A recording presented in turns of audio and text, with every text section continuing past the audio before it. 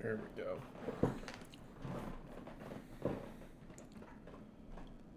Ow. La la la. People will probably show up eventually, I think. Let me tweet about it too. Or I could probably just tweet from the PC, I think. I'll just tweet from here. Oh, there's everyone. Hello, hello. Hi. Hi, people. There's a lot of people here. Hello. Hi. It's been a while, I know. Let me, hold on. I'm tweeting about it. Can you all hear me, at least to some level? Well, hi. Hi, everyone. Hi.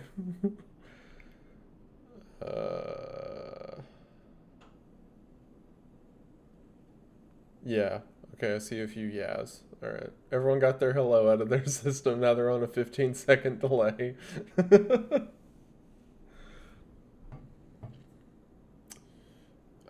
It looks like... I think chat froze up for me. I hope that's not a problem.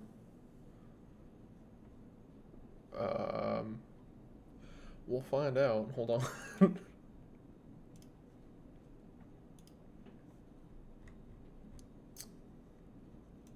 Yeah, my chat exploded. Hold on, let me see if I can watch it.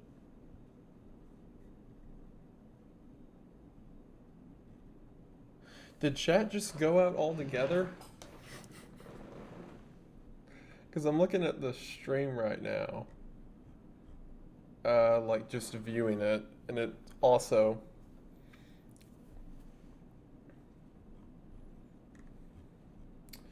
Okay, well, I don't know what happened there. Do I need to end the stream then come back?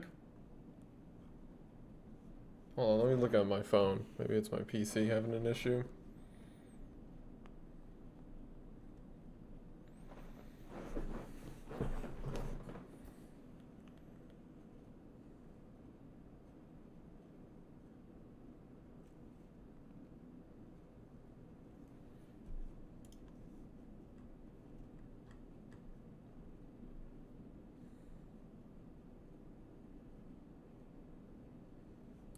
Let me look at my settings to see if I jacked anything up. Hold on. I know, it's a professional stream already. Entertainment, playlist, customization. Oh, there's some...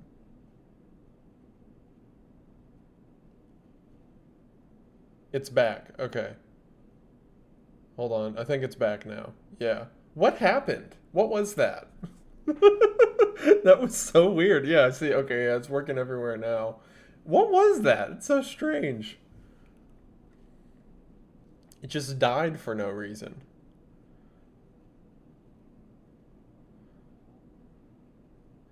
Anyone live chat? Thank you, some guy, for the 2. Did you try messing with me? Yeah, definitely that did it. Alright, well, whatever that was, it's over now, I hope. Everyone got timed out at once. That's funny. Okay, back to what I was doing. Let me tweet about it. Hold on.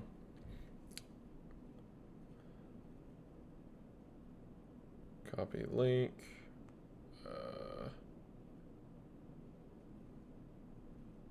Yeah, okay. Let me go to Twitter. You'd think I know how to do this YouTube stuff at some point. Well, I'll explain. Well, I mean, you can see what we're doing from the title and that, but I'll talk about it in detail in a second. Hold on. Live now, watching season 3 of the Monument Mythos. Come watching get weirdly attached to this insane series. Link in reply. Live now. I should clarify it's on the second channel because most people don't know that exists. Live now on the second channel, watching season 3 of the Monument Mythos. Come watch me get weirdly attached to this insane series. And then I have to, I am required to share a picture of a freedom because that's the thing that haunts me the most about this series. Okay. Yeah, that's a good one. Yeah. Yeah. This is what it's all about, kids. Okay, hold on. Add and tweet all. Cool. Did that work? Yes. All right. Dope. Now I can talk to you guys, the people who actually care. Okay, so as you can see, let me put these on. As you can see, today we are going to be looking at season 3 of the Monument Mythos. Now, a lot of you all have are probably familiar with it if you're over here on the second channel right now, considering that my original video on it has about 11 million views now for some reason. Thank you all for the donations. Hold on, I'll get to those in a second. I just saw people were donating, my bad. It has 11 million views for some reason, so I guess people like it. So I have, as you have probably figured out, I'm planning a, part 2 about it that I've been taking notes on. I rewatched the original series, rewatched my video on it, rewatched the first 2 seasons, as well as the Nixon verse, and I'm finally geared up to watch season 3, which I haven't seen any episodes of yet. And I'm very excited to see season 3 because I really like the Monument Mythos. I think it's an interesting series. It gets very weird at points, but that's part of what I love about it so much. So I've seen season 1, season 2, and the Nixon verse, which is effectively a spinoff, and by far the strangest part of the series. But now I'm ready to watch season 3, and I was sitting here about to take notes about to watch it for the first time, and I was like, what? I haven't streamed in a while. Why not just stream? That sounds fun. So here we are. Let me look at some of your all super chats, because I feel bad ignoring those. Cameron, thank you for the 5. Make sure... That's very kind that you would want to get the Wendigoon logo tattooed. I would say please don't, only because I do not trust myself to be a figure to be permanently attached to your body. I wouldn't get the Wendigoon logo tattooed on me. I'm not going to tell you you can't do it, like I'm not going to sue or do anything like that. You're your own person. But I wouldn't because I'm just a guy. I'm not that important. But thank you for the 5. David, thank you for the 5. Awesome, glad you're here. Panic, thank you for being here. Appreciate you as well. Scrolling down. You keep me company on my mail route. That means a lot. Thank you to our loyal postman out there. I appreciate it. Thank you for being here. And of course for the dono. No, okay. Victorian, what do you think about the Ninja if you've seen any of it, any early theories? I haven't watched it yet. I just saw them whenever I started rewatching everything a couple days ago. I saw that he was posting those, and I figured that will be a later issue after I'm done with Monument Mythos. But I'll watch them eventually. We're so back. Hi, love you from Australia. Fight a motel Wi-Fi. Thank you very much, Amy. I appreciate it. Thank you for the donation. Robot Boy. I'll eventually do... Thank you for the 5. I'll eventually do Little Nightmares too. I just haven't had time to play a lot of video games lately. Between the movie stuff and, you know, the YouTube channel and all, my time's pretty booked. But eventually I'll play whenever I do get around to playing Little Nightmares 2, I'll make a video out of it. So, will you make a YouTube membership? I'd sub in a heartbeat. That means a lot, Child Minaj. I appreciate it. To be honest, probably not, just because I hate taking money from people. I just turned on super chats for this stream so people could say something to me if they want, and I feel a little bad about it. If a lot of people donate, I'll probably turn it back off. So I probably won't do memberships. I just feel awful charging people money when they don't get anything. It's like, it feels like evil. I'm not a fan. Coro, thank you for the 5. Drunk Uncle Wendigoon, much love from Texas. Appreciate it, man. $5. I thought you were going to make a part 2 to the series, so I decided to piece the story myself. Took me 2 days and 3 Red Bulls. Yep, that's how it goes. Well, I have no idea what's in season 3, so I don't have any clues for what that might be yet. I have some ideas where it might go, but we'll see. And Mickey, thank you for the 2. That's very kind. I appreciate it. You helped me find again. The logo's just dope. Against your advice, I'm doing it. Moons up, goons up, baby. Well, I'm not held responsible for whatever I do in the future, but I appreciate that I helped you find your faith. Thank you for the 5 again. David Huffman, what happened to the Ted Kaczynski video? I'll tell you all special kids about it in a second when I'm caught up. Sean, thank you for the 5. Love you, Goon. Ever thought about doing a video about the Nazi experiments? This stuff's horrifying. I considered it, and I came across some of it while doing the Unit 731 video. The main reason I hadn't is because YouTube is super, like, they will come down on you hard if you say the word, like, Nazi in a video. And it'd feel weird to do a video like that and use safe for YouTube language. So I don't know if I could do the topic justice, because it was some of the most terrifying things that have happened in recent human history. And I think it'd make an interesting topic. There's a lot of topics I don't cover because I know it's going to be a pain with YouTube. But maybe one day. Maybe on a platform that isn't YouTube. We'll see. Lauren Finley, thank you for the 5. What are your wedding colors? That means a lot. Thank you very much. I appreciate it. We're just doing a little elopement, but neither her nor me care a lot for, big weddings. We kind of just want it to be romantic, so it's just an elopement with our, like, immediate family. So no real colors or anything. I mean, she's wearing white, but other than that. Panic, thank you. Don't turn it off. Take all my money. Stop that. If people keep donating, I will turn it off. You have saved my life, and I hope you have a great life. Okay, well, that means a lot, Eli. Thank you very much for the $5. I appreciate it. Mina for the 10. Adore your content. Well, that's very kind. I appreciate it. Skella4. That's a good name. Let's see. Any chance on a Woodlands National Park video? I will do more like Missing 411 National Park stuff eventually.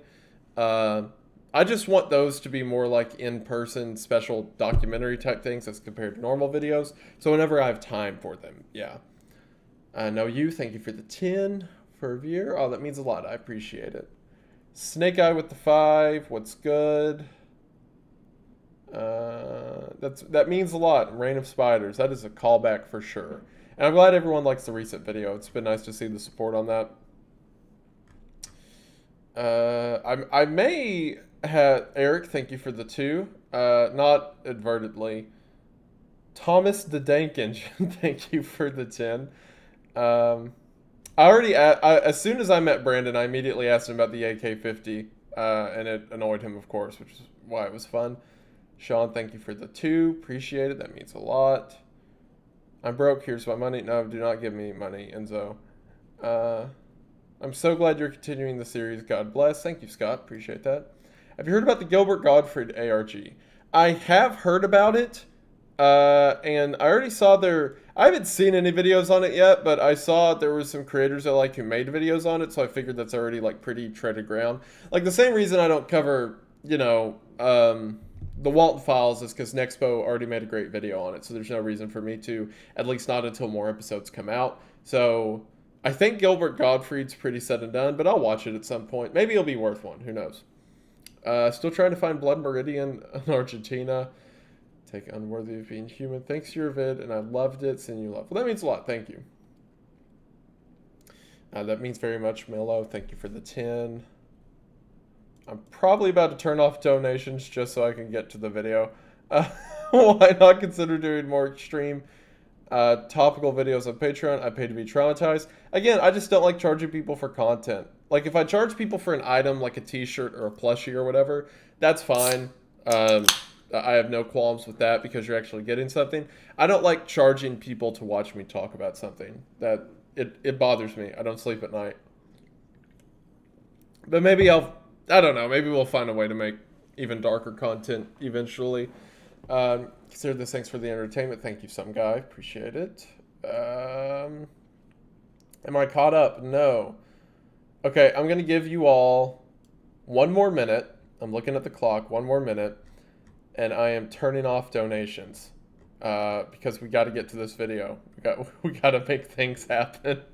And I will also won't ignore people. That's not an option. So I got to kill donations. That's just how it is. Rioteer, thank you for the 100s. Still trying to find Blood Meridian. Oh, I already read that one. See, I don't even know where to scroll at.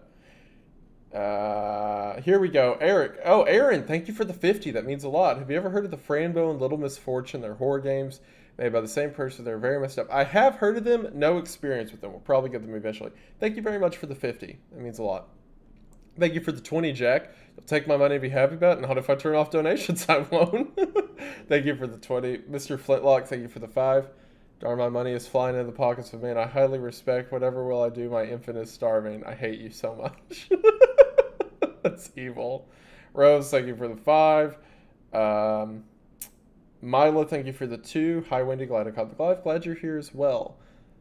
Hazy, thank you for the 2. Conspiracy Theory Iceberg changed my life. That means a lot, Sean. Thank you. It did mine too, but for very different reasons. Thank you for the 2. Guru, thank you for the 5. Usually not faith. Dante vids made me get the Divine Comedy. I don't read poetry. It's kind of hard. Oh, that means a lot. I appreciate that. Cody, thank you for the 2. Okay, I am now turning off... if I could figure out how to get that. Yeah, there we go. All right, YouTube Studio, earn, and I am shutting off channel super chats. Okay, that should have blocked it. All right, we gotta get the video. Y'all are going to jail. I think that should work. Conspiracy changed my life. Vintage 8. I would love a long-form Wendy video going over the Resident Evil franchise. It's one of my favorite. Resident Evil is one of my favorite games as well. Maybe I'll do a lore video or something about it one day because I really do love those games. I play whenever the Resident Evil 2 remake came out, I played that game a lot. I mean, as you can see if you scroll through the second channel. But yeah, I love it too. I'll probably cover it eventually. And thank you for the 5. Hyperbear, thank you for the 2. Well, that is exactly what we're doing today. I'll get to that in a moment. Latvian, thank you for the 10. God bless you. I'm so happy for your success. You deserve it. Oh, that means a lot, man. Thank you. Thank you, Rachel, for the 7. Appreciate it. Thank you, ASDF, for the 7. Love your videos. Would you ever consider doing a video on Goodnight Pun Pun? A bunch of people recommended that to me after I did the No Longer Human video. So there's probably a reason for that, so yeah, I'll probably check it out eventually. I don't know if I'll do a video on it per se, but I'll at least check out the story. Have you heard of All Tomorrows? Def Different. Yeah, a lot of people have recommended All Tomorrows. Again, I don't really have time with like my workload lately to look at stories that aren't... This sounds so mechanical, I don't mean for it to be. But I don't really have time to look at stories that aren't going to be videos. Just because work takes up so much time. So like whenever I sit down to read a story, it's like, okay, this will be a video eventually. But there's so many good videos about All Tomorrows. I don't know if I could, you know, what's the word I'm looking for? Not legitimize. I don't know if I could justify, you know, that time dedication or whatever. Because again, most of the things that I talk about or read or play or whatever will eventually be made videos. But I've heard of it and a bunch of people like it. So, as with most of it, maybe one day. I stay pretty busy. You started seeing just the right time. Found out recently me and my wife might be able to have kids. Your videos. I'm sorry to hear that, Supernova. Bless you in this time. But I'm glad that you're here, and thank you for the 10. I appreciate that. Fancy Nancy for the 10. Thank you. Quick 10 before you turn it off, nerd. Happy to support a creator. That means a lot. I appreciate it. And before...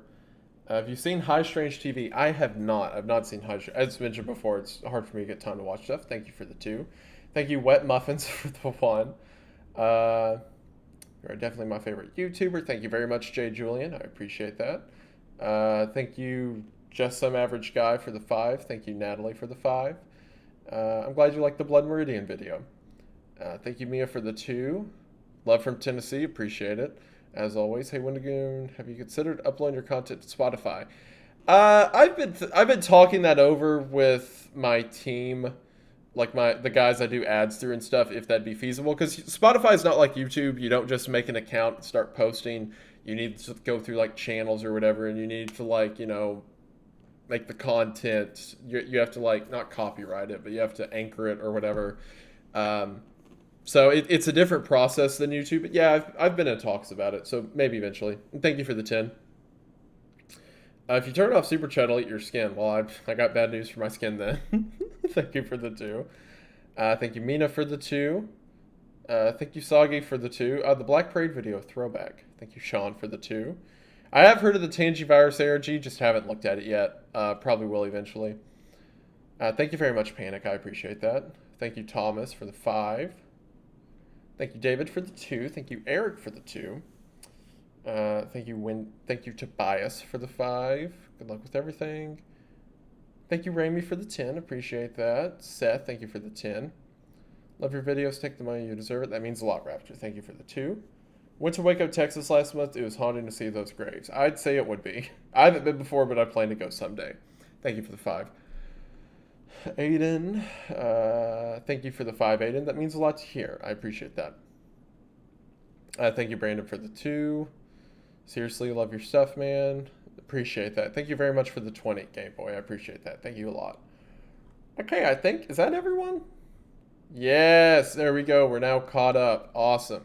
Cool. So now, Mr. Manticore time, Monument Mythos time. So, like I said at the beginning, a lot of you have probably seen my Monument Mythos video, considering it has 11 million views. For some reason, it's the most viewed video on my channel. So, you know, I got to make an update. And now, Season 3 just concluded. There will be more Monument Mythos, but Season 3 gives me, like, a solid point to stop. Because last time I stopped near the end of Season 2, which was weird. But like I said in that original video, I was just impatient. I wanted to make the video now. So I made it, like, a few episodes before Monument Mythos Season 2 ended, which, again, kind of dumb. But I couldn't help myself. So now, the videos I have to cover that will be covered in the next video, because yes, there will be a part 2 Monument Mythos going up, will be the rest of Season 2 and Season 3, and then somehow I'm going to need to fit in the Nixon verse. For one, the Nixon verse is insane, if you're not familiar with it. And I don't think it would bode well to just do the standard, like, episode by episode breakdown that I do with the rest of it, but I do need to mention it in some way because I do think it's an interesting and good piece of art.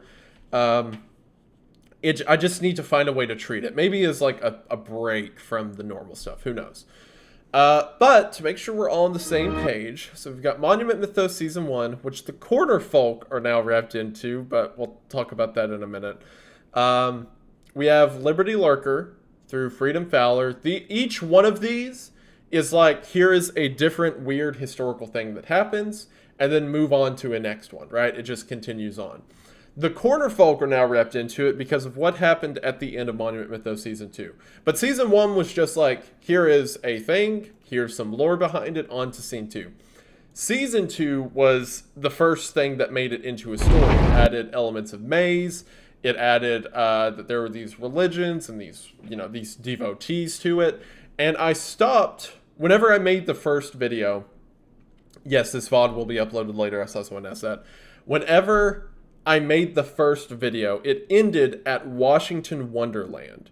So these 3 episodes have come out since I made that first video. Now, we're not going to watch these 3 today because I've seen them multiple times at this point. I watched them when they came out because they came out right after my first upload. And then there was a gap of time between that and the Nixon verse starting. So an even bigger gap of time between Season 2 and Season 3 because there's a whole spin-off series that took place in between. Which is why I haven't seen any of Season 3 yet and why I want to watch it on stream. But if you're interested in the Monument Mythos, I recommend you watch these 3. They're very good. And originally, not Alex Kister, Alex Kasanis is the creator of the Monument Mythos, or in other words, he's Mr. Manticore. Let me make sure I say this right. Alex has stated that initially the Season 2 finale, Alcatraz Apocalypse, was supposed to be the ending of the Monument Mythos. So he makes that, he ties that back into Cornerfolk, which is, there's only 2 episodes of, there's Cornerfolk and Corner Girl. He ties those back into the Monument Mythos and creates like a finale, and then he decided that he wanted to make something regarding the channel, like he wanted to make a new series that was like tangentially related to Monument Mythos, but not really. Because if you don't know, Monument Mythos Season 2 ends with the world exploding. Like, the universe implodes and effectively falls in on itself. So that's a pretty, solid end to the timeline. So he makes an offshoot timeline called the Nixonverse, which is by far, I mean, look at some of these titles.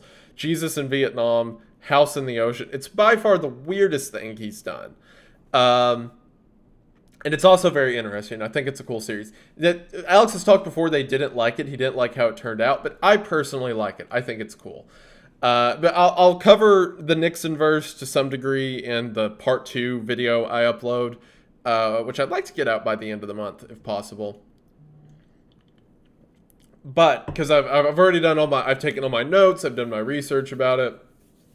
The Nixonverse is interesting, but it was unrelated effectively to the original Monument Mythos. So after he does that, he decides he wants to go back. He gets inspiration to do more of the Monument Mythos. So he makes a season 3, which again I haven't seen yet, and now he's announced that he's making season 4. So the Monument Mythos is going to continue on. And like I said, I really love the first 2 seasons. Nixonverse is an interesting side project. And now we're on to Monument Mythos season 3, which I have not seen. So why not watch that together? So with all of that out of the way, I think we can go ahead on to season 3. Let me know if you can hear this. Oh wait, it's on the wrong. I have it playing on the computer speakers, not. Should be that one. Yeah. Okay. Can you all hear this?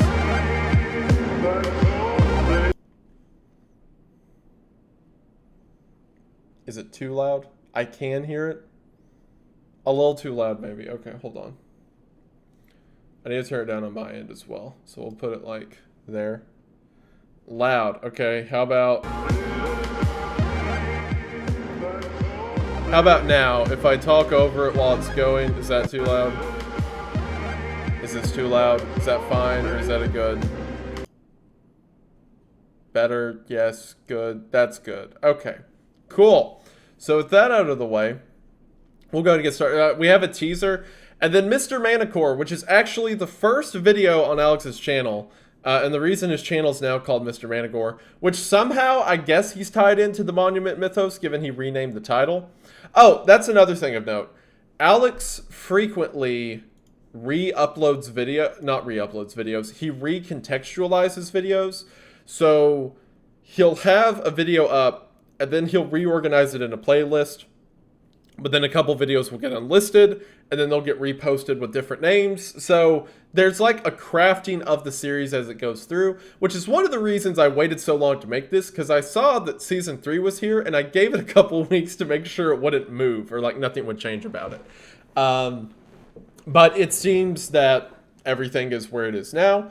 But yeah, the first video of his entire channel is now the second video of this series, so whatever. We'll see how it goes. But anyway, without further ado, let's begin Monument Mythos Season 3. Let's go.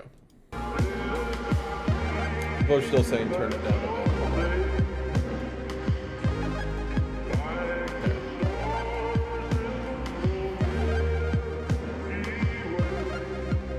This is the blimp above the pyramid.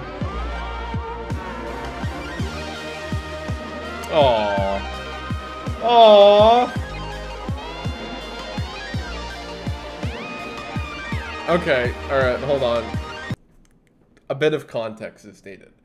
So, Alex has spoke about before. I only know this because I've been watching him for a while. This is, again, to clarify, this is not Alex Kister. This is Alex Casanis, or Alex Kansas, as he goes by online a lot. So, Alex Casanis has said before that one of the reasons he started creating videos was because his father encouraged him. That his father and mother were very supportive, and whenever he was making like these old internet animations that no one's ever seen, they're just videos he would create by himself in like middle school and high school, his dad would always be very supportive. He would tell him that he was a great storyteller and that he needs to keep going. Well, over the course of, I think it was season 1 of the Monument Mythos, maybe season 2, but I think while he was making it was while he was making season 2, because I know the episode it happened in. As Alex was making Monument Mythos season 2, his dad passed away. I'm not sure what it was, if it was health related or what, but whatever happened, Alex's father passed away. And he talked about through Instagram posts, through YouTube community posts he made and stuff, that it was really hard for him to keep pushing on, to keep making videos, because he didn't have his dad there. He didn't have the guy who pushed him on to, the guy who helped him start this. And a part of him almost felt guilty making videos that his dad wouldn't see. And it was, I remember watching this as he was talking about it. My heart was breaking for the guy, because like I couldn't imagine being in that position. And then after a while, he started to get this encouragement that his dad would want him to keep pressing on, that his dad would want him to keep making videos. And there's little elements of that seen through even the Monument Mythos. He talks about how one of the characters, Lauren, I believe was her name, Lauren Arnoldson, when she loses her father and says that hopefully her dad would be proud of her, or Dr. Disturbing loses his father, same person. Same father, I mean, between the two. Like, there's these elements of losing a father, and then he made one series, hold on. He made a whole series that he eventually wrapped into the Nixon verse called The House in the Ocean. And in The House in the Ocean, it was initially like individual episodes that were spread out. And then it said that, well, at the end of the series, he deleted it. He unlisted all of it from YouTube and no one could find it. And Alex made a post saying that The House of the Ocean is much like a lost loved one. The memory of it is in your head, but they're just gone for now. You won't be able to see them.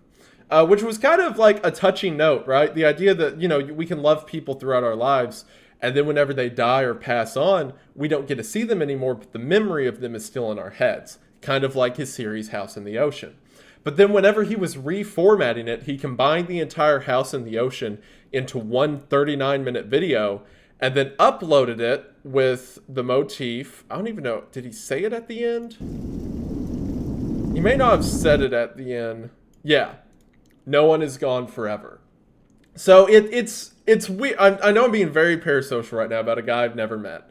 But it's so poetic. It's beautiful to me that, like, he went from, like, oh, I don't know if I should make videos now, I've lost my father, into, well, this series is kind of like my dad, or it's kind of like a lost loved one in the sense that it's gone now, but the memory of it will be in your head. And then he brings it back with the note that no one is gone forever, which is like, it's again, very parasocial of me to imply that I know what he's thinking with all of this.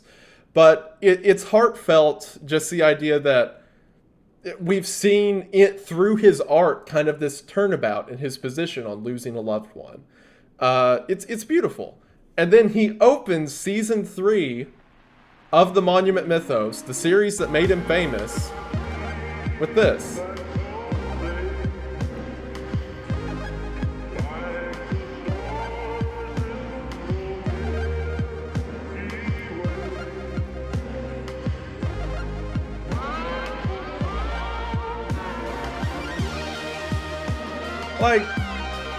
Like, how could you not love that? For Dad, no one is gone forever. It's so it's like the human spirit, right? It's so good. I'm so excited. Okay, man, pumped me up, the music and all of it. Thank you, Alex. Okay.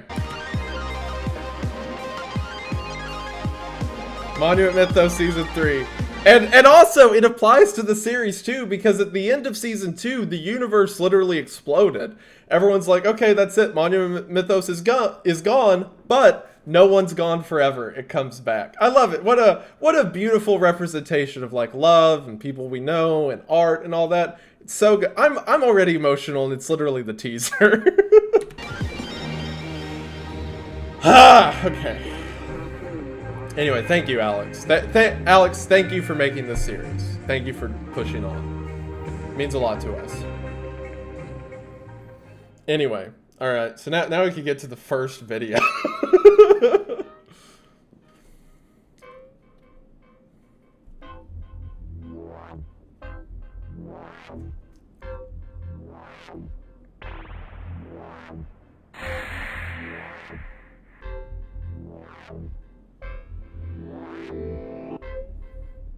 Okay, so like I said earlier, this was the first video Alex ever upload to his channel before Monument Mythos, before the Cornerfolk, before any of it. This was the first video, and it's now being reincorporated into the Mythos. So, just context. So I've already seen this one because, again, it was an old video on the channel. So I'll let you all enjoy it while I'll eat a Pop-Tart.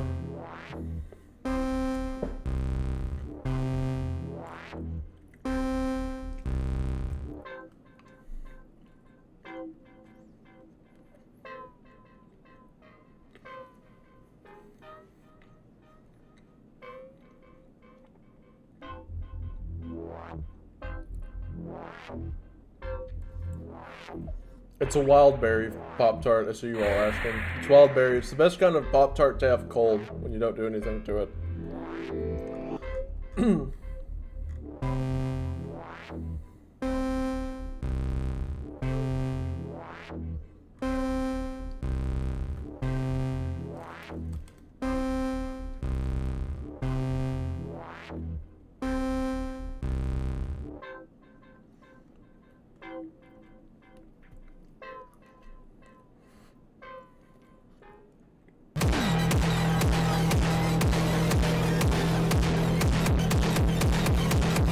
This is what my nightmares look like.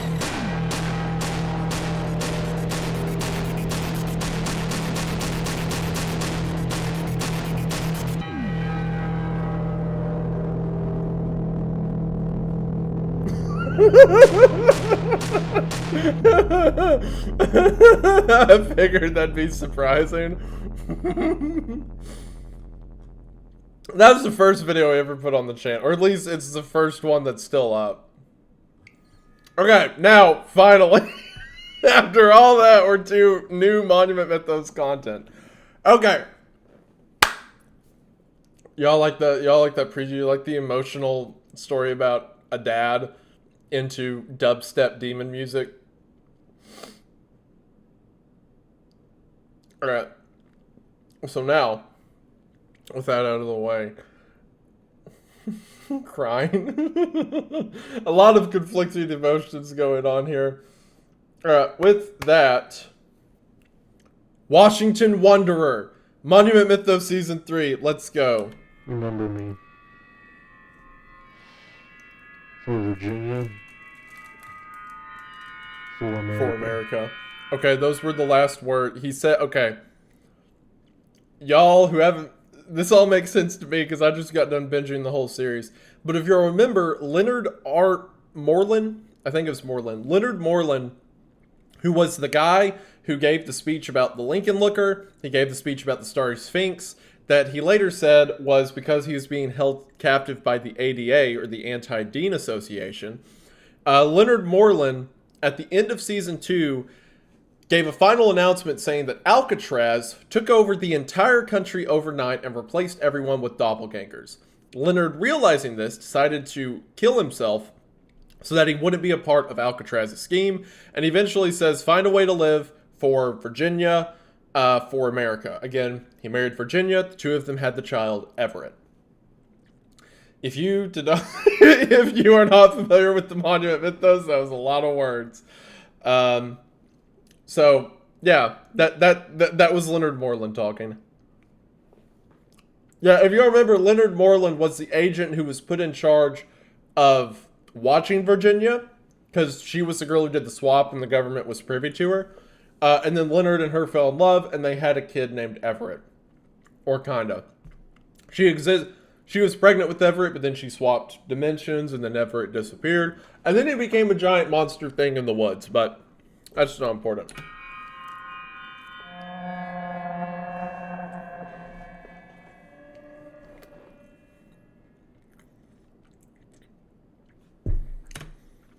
The Horned Serpent metastructure. Oh! Okay, hold up. Alright, we're gonna have to build some context clues in here. I see a lot of huhs and whats. We're gonna have to do some level of. Okay. So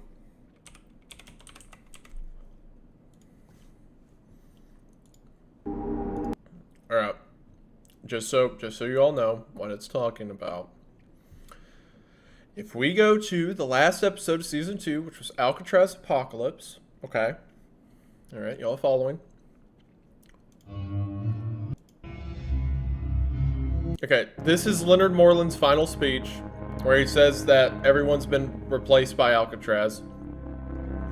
And then at the end, he ends with the lies, for Everett, for Virginia, for America. I'm pretty sure. Yeah, remember me, for Everett, for Virginia, for America. And then he kills himself because he thinks he's a doppelganger. And then we get this message. Okay.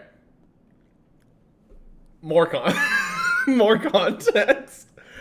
Hold on. I can't do this for the whole video. We'll be here for hours. But for now, I can do it a little bit. Okay. In Liberty Lurkers, we find out that the Liberty Lurker is George Washington, who has been converted into a world serpent known as the Horned Serpent, and that the government's been feeding him underneath national monuments. This will all make more sense when I make a part 2. So that's the most context you're getting. The Liberty Lurker is George Washington. You want to see how it happened to him? You want to see what happened? This is exactly what happened. Okay. Y'all remember the Liberty Lurker, right? The comments are so funny. Okay, bro, sure. Whatever you say. Hey, are you on your medication? We're worried about you. Okay, Liberty. We all know George Washington went to cut down a cherry tree when he was a kid, right? Well, the cherry tree was a special tree. See, look. I'm not crazy. There, that's little George Washington going to cut down a cherry tree.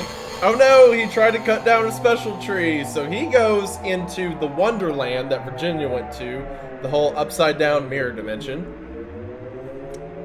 So he goes here, right?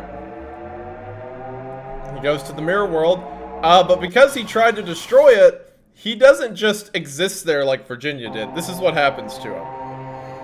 Okay, that's Washington, right? That's Washington. See? He's getting stretched.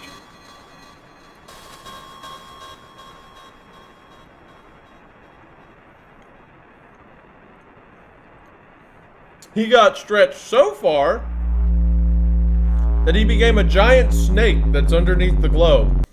And all of those maze properties where they're feeding people underneath monuments like the Washington Monument and the Statue of Liberty and stuff, they're feeding Washington. They're feeding the giant serpent. And then you can see what he looks like right here.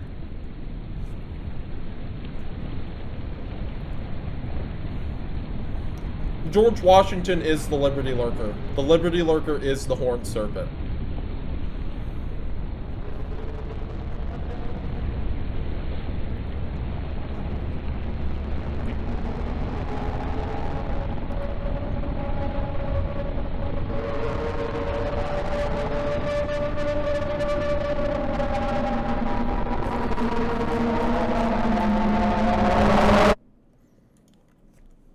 In case you missed that, hold up, I know how to do this now because of the last stream.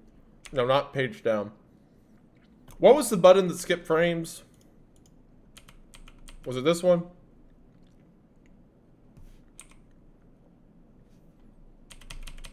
What button skips frames? Help. Hold on, okay, the greater than?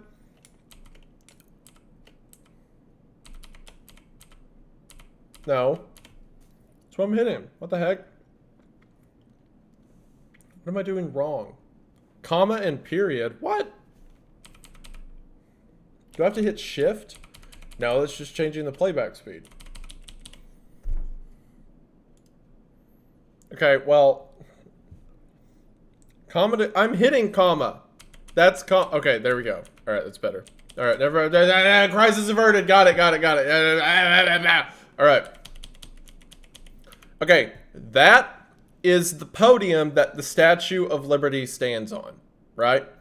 This is the snake, right? That's Washington. That's Washington made into the snake.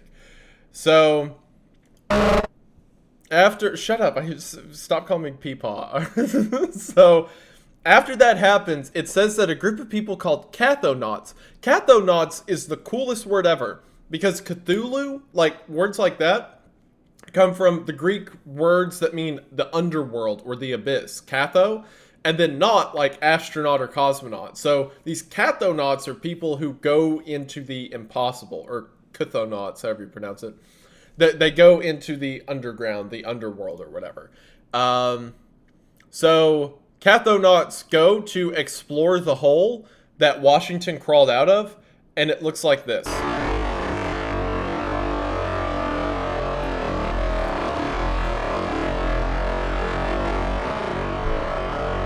Oh, sorry. I still have it in slow motion. Alright, there we go.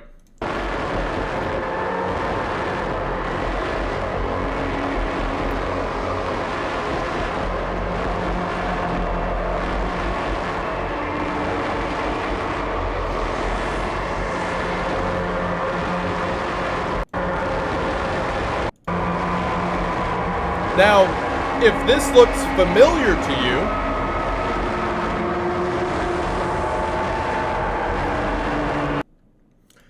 that is because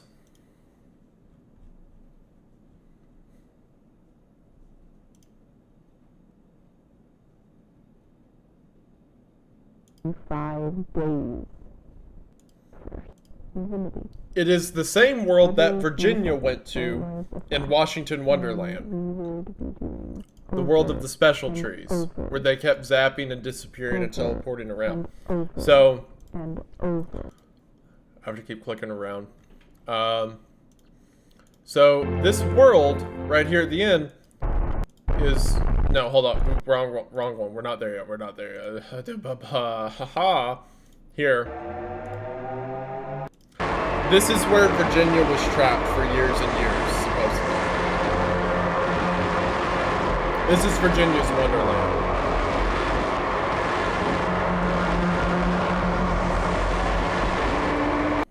So, and that was in the hole that Washington climbed out of. So Washington became this interdimensional being that became so big he leaked out of realities and opened up a gateway that other people can get inside of there. So not good.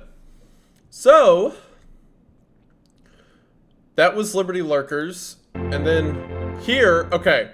So the cathonauts were the people who went in. After Leonard Moreland kills himself, after realizing Alcatraz took over the world and replaced everything, after that happens, we get a message that says Cathonaut A will receive data. He will convey it to you in a theatrical manner. He will arrive in your world after our apocalypse. Because if you remember, one world gets completely destroyed. One reality is totally wiped out in the Alcatraz apocalypse and the whole destruction. But one cathonaut is going to send over information from that world after the apocalypse. It will be the date, February the 22nd, 2020 in ours, October the 1st, 2016 in yours. Or ours is the one where the apocalypse takes place, passing it over to 2016 in the other universe. Ideally, to stop whatever this destruction was. So, I say all of that. Oh, also, this is how the world ends. Remember how I said that Washington was a giant world snake underneath? That's Earth. That's Earth, it's seen from a satellite.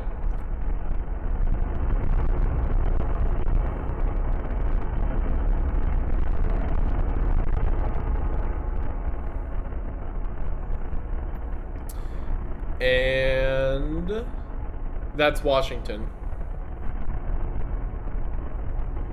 The Horned Serpent.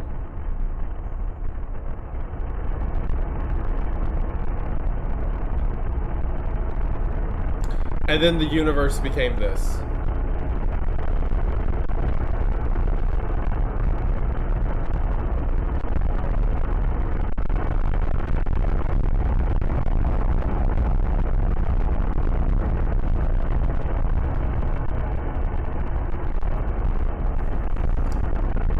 So the universe becomes that, and then it says survivors of this great division are known as Cornerfolk, and then I'm not kidding, he ends season 2, which might have been the ending to the whole series, with a rendition of Miley Cyrus's Party in the USA.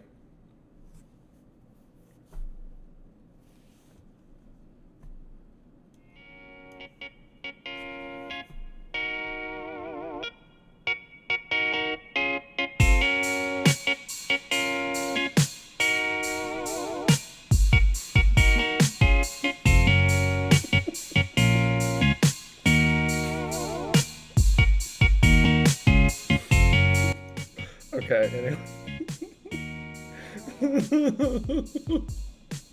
I hopped off the plane. Okay. So yeah, that's how that ended. Now, the mention of Cornerfolk, the second video that he ever uploaded to his channel, before any Monument Mythos related, is a video about this guy who goes insane effectively and thinks that there are these creatures that hop dimensions, that can hop from one dimension to another. He refers to these creatures as Cornerfolk, and they look like this, right? They hop dimensions super fast, and they're these tiny little worm things that look like that, right? Discover the source of this energy. At the end of this video, the creator of the video goes insane and decides to go to the Cornerfolk universe, and it looks like this.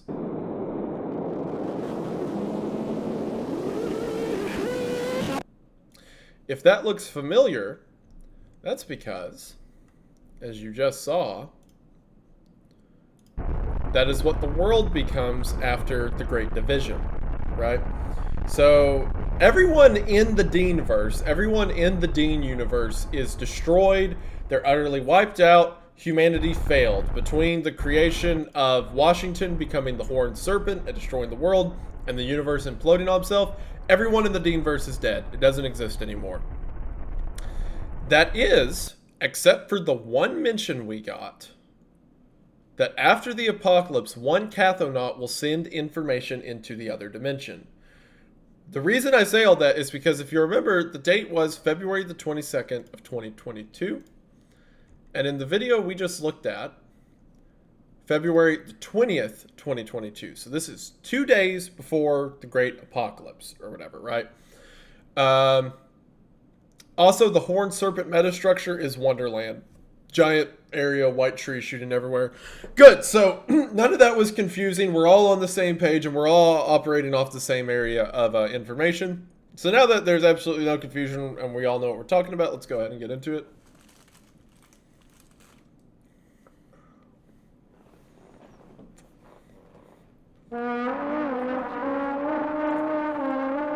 I hope you're all ready. This will be on the quiz.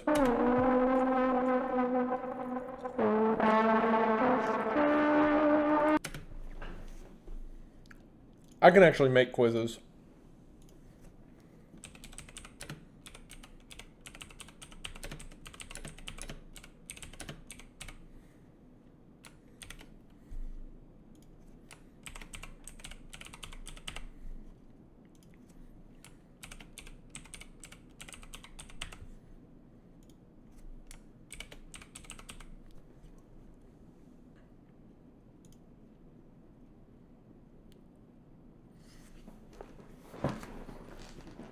I bet, you know, it would be fun if I made a Kahoot of this stuff and you all had to play Kahoot.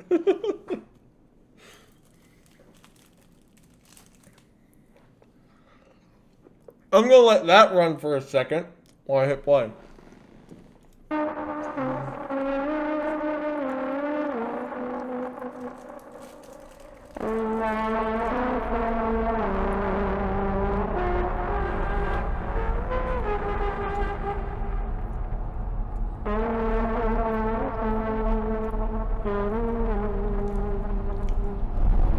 Wait.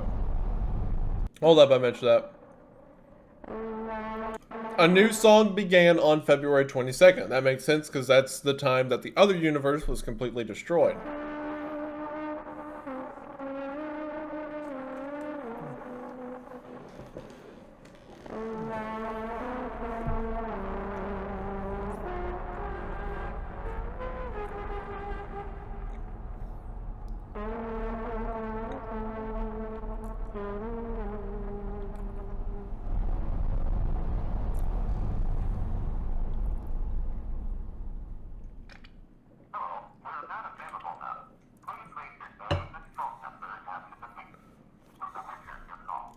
All right, before I explain who that is, let's look at the poll.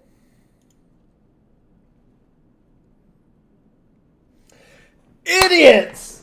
You fools! Okay, so we had our two universes, our Deanverse and our Nixonverse. The Deanverse blew up. The Nixonverse has its own series, unrelated. This is another universe. This is our universe, a different one being communicated with. So, you all failed. Go home. Oh, let me come up with another creature, or another question. Hold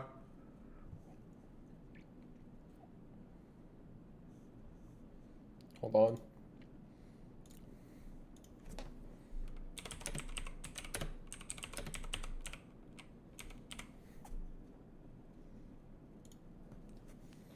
There.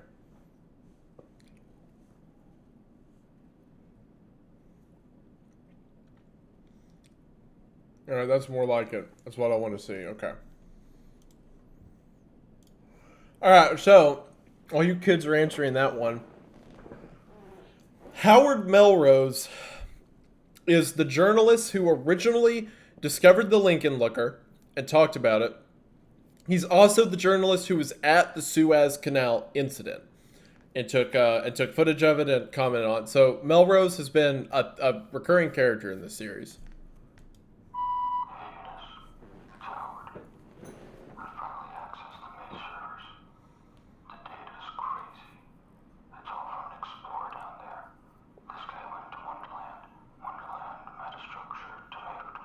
Yeah, yeah. He just confirmed what I was saying. Wonderland and metastructure are the same thing.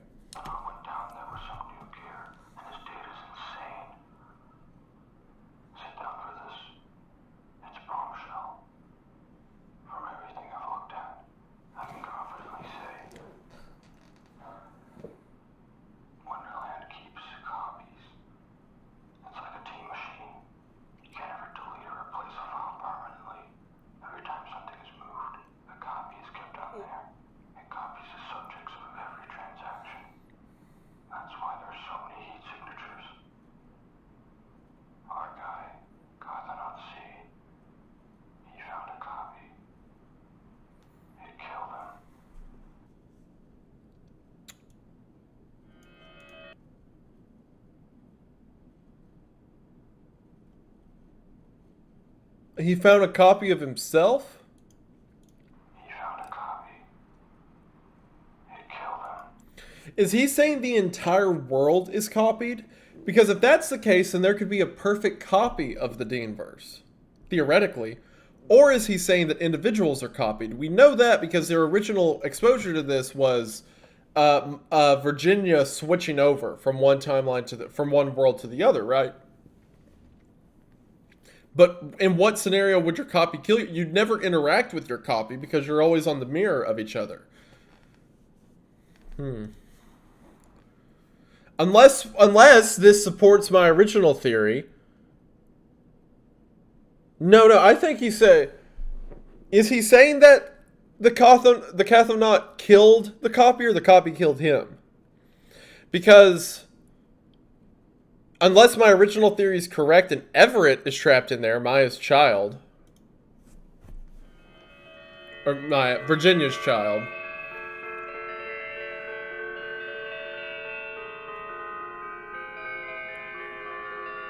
It's the Washington Monument after the tree broke out.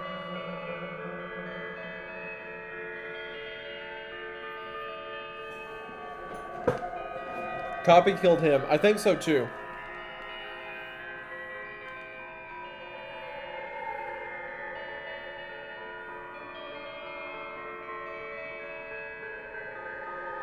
Oh, who's that standing up there? Virginia, maybe? It looks like a dress, so probably Virginia. Virginia was depicted going into the Washington Monument in a dress.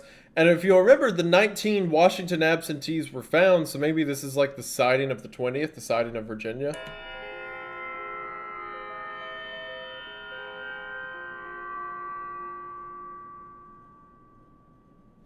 Oh, no. Okay, so the Washington Wanderer. That's a whole new player. It might be Virginia, and that's just what they're calling her. That's true, but the Washington Wanderer is a name we haven't seen before. Oh, wait, hold on. I checked the description on these things. Hold on. Hold the phone. Cathanot transmission, Howard Melrose knows. Okay, well, thanks. Alright, so now we're into monument mythology. The Horned Serpent lives. Yeah, we know that. The Horned Serpent's Washington, also the giant demon monster underneath the world. See, that's another point. Remember how in the original New Delaware Journal, there's that whole thing that Washington was found frozen under the water? I think that's got to be his copy, his mirror image of him. And the other one is the one that's now the World Serpent, the Horned Serpent thing.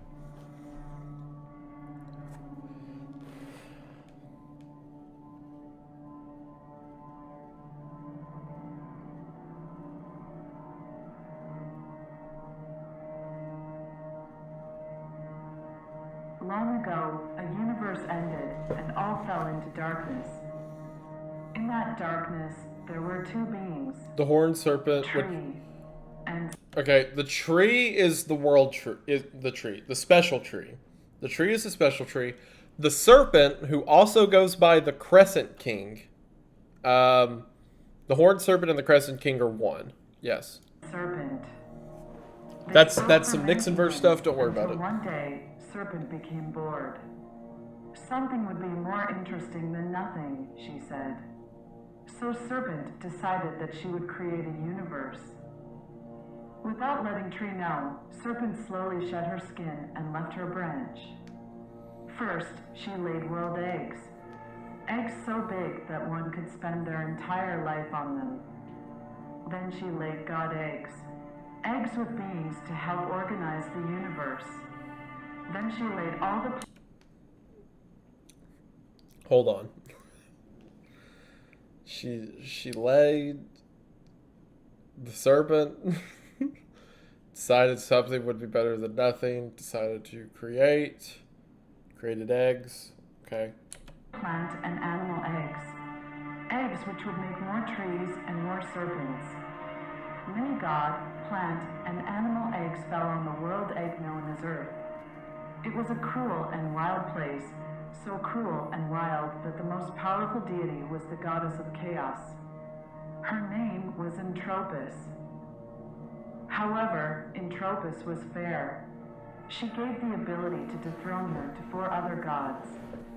They were Simultan, goddess of success, Orderat, goddess of time, Centimek, god of emotion, and Mordeleth, god of death. As the goddess of chaos, Entropis understood that chaos was such an uncontrollable force that she could fall victim to it at any time. And one day, she did. Without any warning, a strange bolt of lightning beheaded her in Giza. Her enormous head fell... Whoa, whoa, whoa, whoa, whoa, whoa, whoa, whoa, whoa, whoa, whoa, whoa, whoa. Her giant head came off in Giza, which, if we'll remember, Giza glass is used to sever the heads of people and turn them into the giant floating heads, the giant meatballs, as I called them. So she was the original, what were they called? Crowns. Canyon crowns, the giant floating heads. So she was the original crown. From the sky and landed in the land of serpents' children. 3 baby serpents found the head. They recognized her instantly. It was fallen Entropis. Then, the baby serpents hatched a plan. If we disguise ourselves with her head, perhaps we could trick the gods into thinking that we are Entropis. Then they could be tricked into giving us power. But once they find out that they were tricked, we would need to kill them to keep our power. How can we kill the gods? We should ask men. They like to make dangerous things. So the 3 baby serpents tucked themselves into the head of Entropis and slithered to the land of men. In the land of men, the baby serpents found 3 types of men. Someone asked a question about the pyramid gun. They use some energy That I don't think it's been specified. It's whatever was in that lantern to create this giant gun on top of the pyramid so as to shoot down the canyon crowds. But all it did was vaporize everyone on the ground, and the soldiers who were standing around became the Avogadro, the Air Force One Angel, as it's also known. I don't think that ties in yet, but Giza Glass definitely does. They found a farmer, a warrior, and an advancer. The baby serpents began their performance. I am Entropis, goddess of chaos. The other gods have gone mad. We need to destroy them before they hurt the land of men. In awe of Entropis's head, the three types of men quickly went to work on a weapon. They used a special glass to harness a strange lightning, similar to the very lightning which had killed Entropis herself. Wait, hold on. We need to destroy them before they hurt the land of men. We need to destroy the gods, In awe of okay. Entropis's head, the three types of men quickly went to work on a weapon. They used a special glass to harness a... Okay, the strange lightning is... Okay, we know this. We know the special glass is Giza Glass, right? Because the way Giza Glass is created is that lightning forms from the constellations, which is the souls of the wandering children. That forms creates glass across the ground. The glass is effectively the harnessment of the lightning, which is why the glass does not cut things. It just separates their plane of existence from other places. That's why you can cut off your arm and you can still feel and move your arm. Because it's not that your arm was cut off. It's just that it's not in the same place as the rest of your arm. So... it was Giza Glass. They used the lightning caused by the Starry Sphinx. Strange lightning, similar to the very lightning which had killed Entropis herself. So Entropis was killed by the Starry Sphinx, right? Yeah, I get what someone said. It's the Giza Guardian. Yeah, they're making the original Giza Guardian now, I think. Which eventually Freedom herself would be one of these Giza Guardians. They surrounded the charged glass with a strong stone carved into the shape of a handsome hero. When the men finished the weapon, they showed it to Entropis's head. Behold, Pyrasma, the destroyer of gods. The baby serpents thanked the men and took Pyrasma to meet the gods. Eventually, the gods found Entropis's head. We have been so worried. Are you okay? I am hurt. But I was treated well in the land of men. They even gave me a gift. Let us restore your powers first. With that, the three baby serpents became very powerful. Thank you. Now meet Pyrasma. And at the speed of light, Pyrasma burned the gods to death. The three powerful baby serpents thanked Pyrasma and gave the gift of life to all statues in the land of men. And that's how the statues hold souls. Cool. After terrorizing their enemies in the animal kingdom for eons, the three baby serpents decided that it would be best to grow themselves more, since they wanted to look older. Each baby serpent went to a different world egg to mature.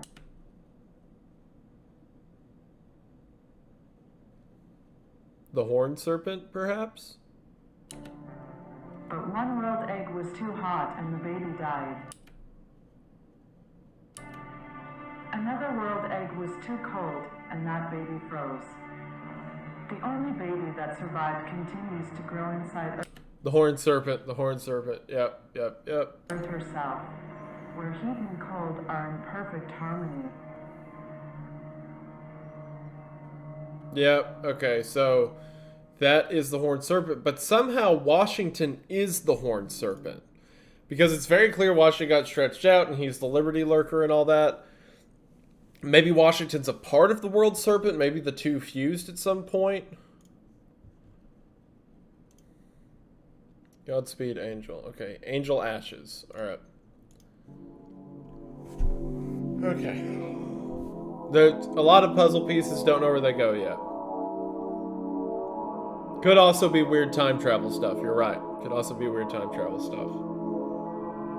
Someone just asked, who is Dean? If you don't know who Dean is, just click off the stream. There's too much. Do not pass go. Do not collect 2 million.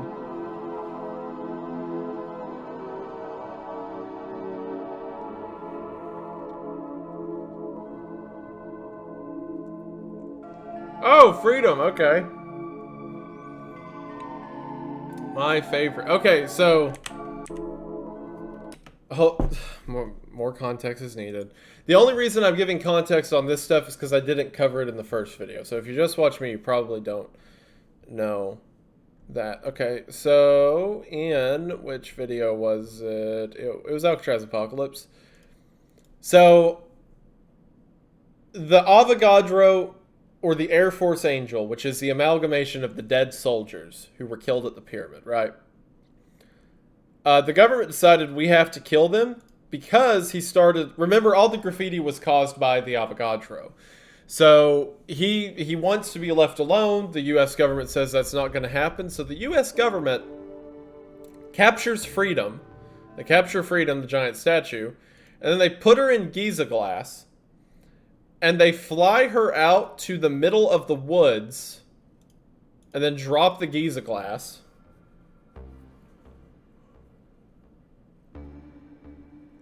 They drop the Giza glass. She escapes for the purpose that she can go find the Air Force Angel and destroy it.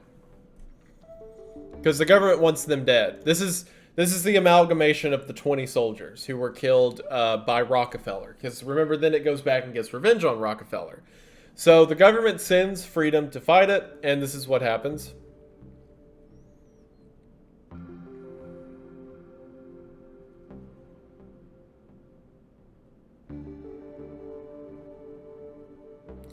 And most theories say that their fight caused so much energy that it's what caused the Earth to be destroyed, because the very next thing shows the Earth blowing up and all that.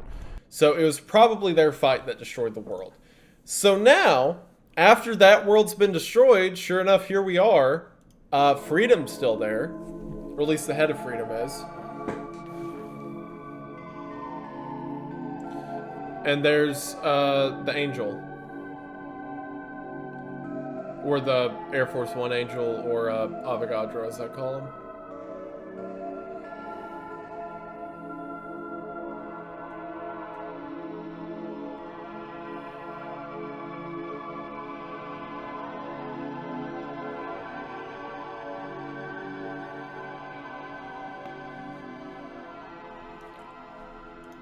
Everyone's telling me to check the poll.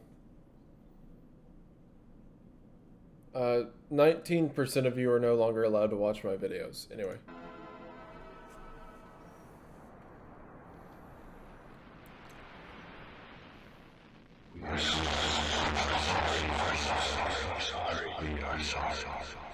Of course, the reason he sounds like this is because it's 20 people speaking at once. Oh, this is the cathanot. Okay, this is the cathanot. If you remember, the cathanot is the one who would show up to our world, right, after his was destroyed.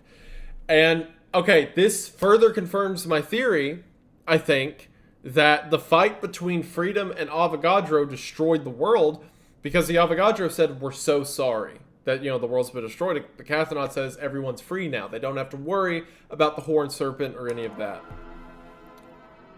I mean, they do, but the cathanot doesn't know that yet.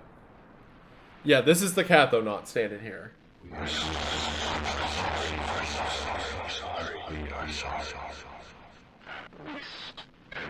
free now. We do not feel free.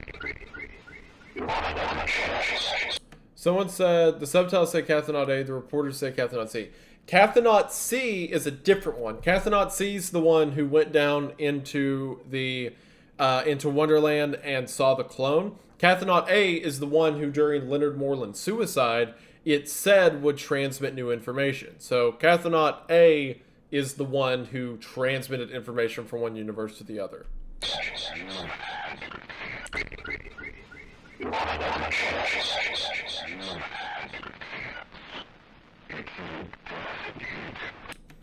Egypt is where the pyramid evaporated them all and then they rejoined.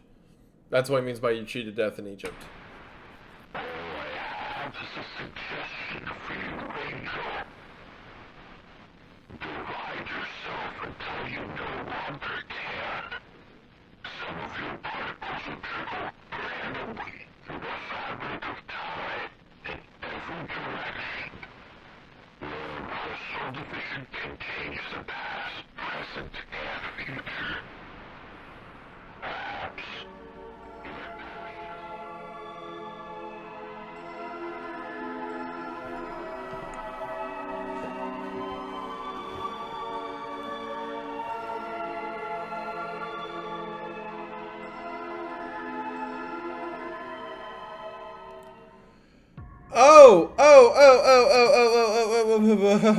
Ho.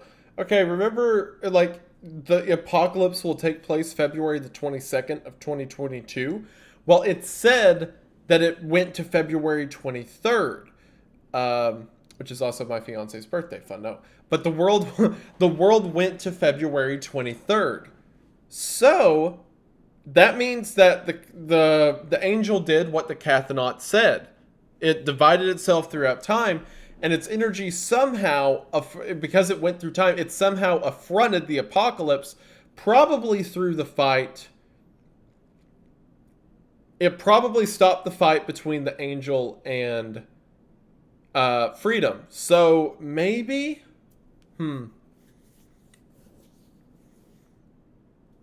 maybe this universe is a copy of the original one that was destroyed. Like it said, the trees keep copies. So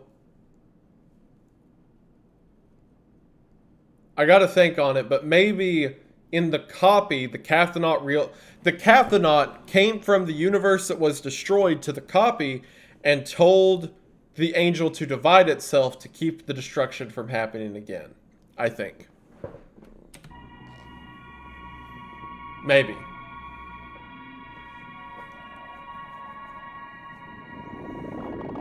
Is this Elon Musk on Mars? So that's why it's called Musk Mars.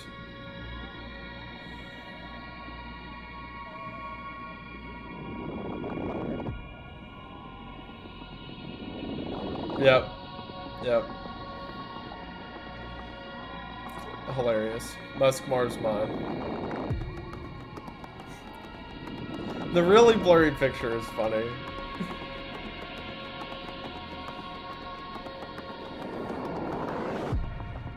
Wait, what'd that say? I was reading chat. What'd that say? Martian glass, okay. Related to Giza glass, perhaps? Remember, the Sphinx is on Mars. Is that the Sphinx? Is that the Sphinx up here? Being a little guy? Little fella?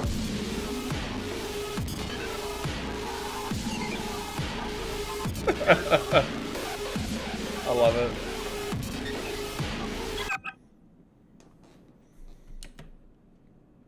You can now write by hand on Twitter. Okay. Remember, digital technology can't exist, so everything's analog.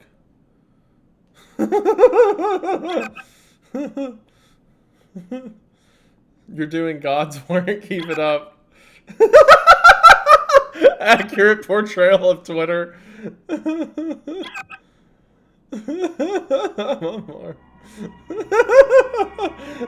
Accurate. Yeah, that's pretty good. There's the pyramid. There's the pyramid that went to Mars. Yep. Let's nuke some ice caps. Oh, did he actually nuke the ice caps? That's not good. We do not know Mars before.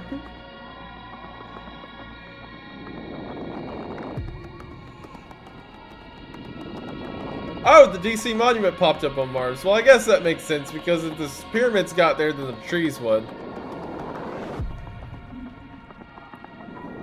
I have so much work to do. Like making this comprehensible.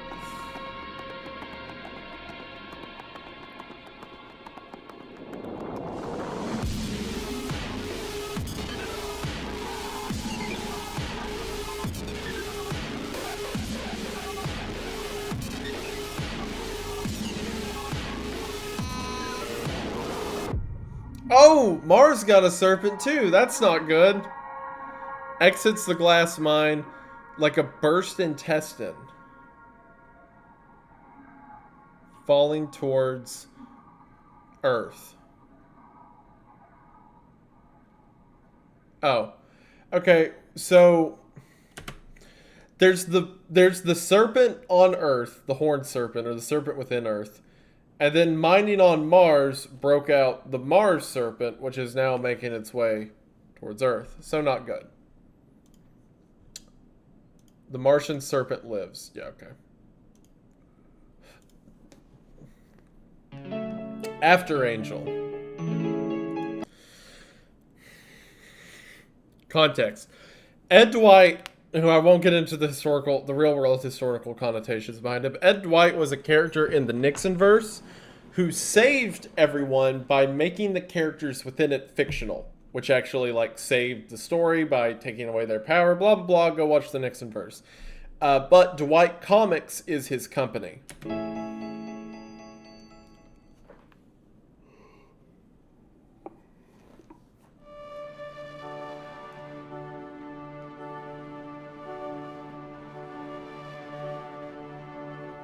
The Babylon Forest is where the fight between the Angel and Freedom took place. Yeah, there's Angel. Okay, yeah, what I said, yeah. They beat me to it. Fanfiction destroys the enemies in the universe, kinda, yeah.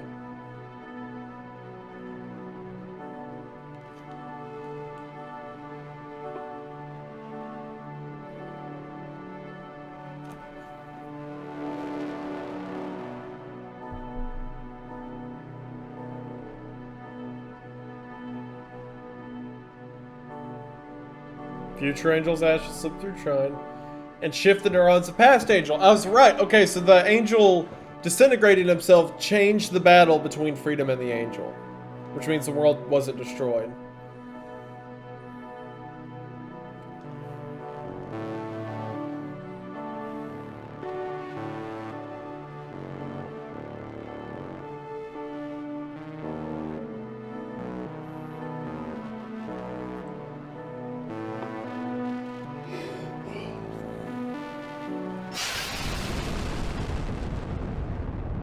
Oh, that's sad. Aw. Angel realized that if this fight happens, it will destroy the world. So rather than allowing, the world to die, he just loses.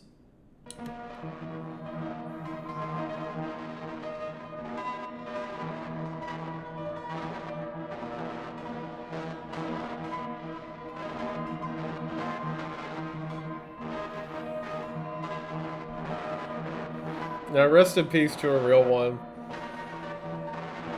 The 20 soldiers who gave their life for the preservation of humanity. Yeah, F all around.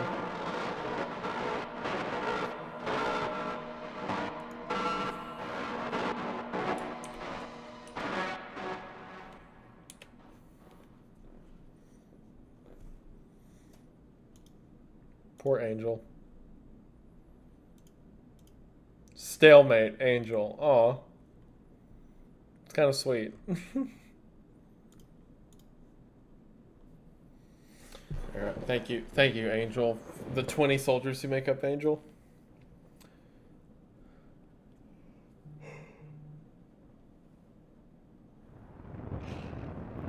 Hello? Hello? You got the wrong number. Oh.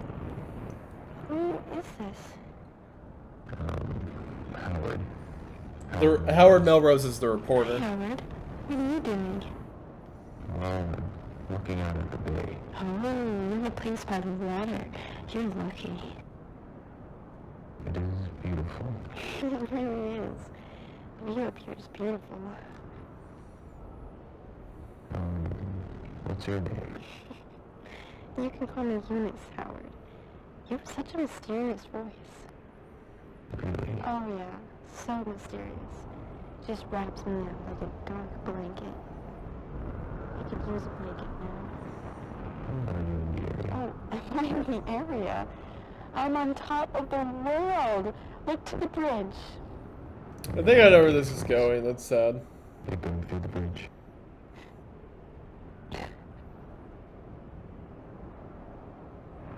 Say my name when you're lonely. You make me sound so mysterious. Okay. Call me whenever something Call me whenever something exciting happens. I promise I'll listen in Wonderland. Eunice, are you okay? Thanks for talking to me, Howard. Call me later.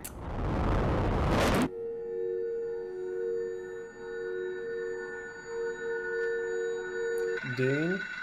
Yeah, I was about to say. Hold on. Hold on. Let me look these people up. Bring a tab over here.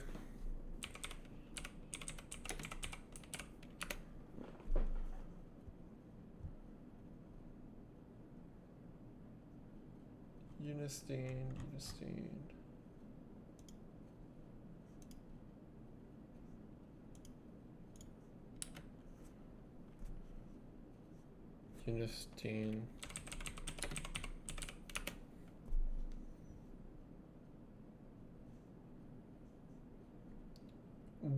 Eunice Dean was James Dean's sister, I think.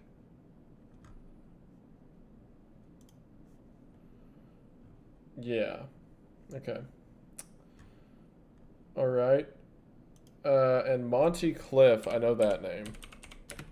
Pretty sure. Yes, yeah, he was an actor. He was in a bunch of old movies. Like Red River and all. Yeah, okay. Okay. Hello? Monty, I need your help. Jimmy, is that you? Listen, I can't run anymore. I just can't. Nobody likes me anymore.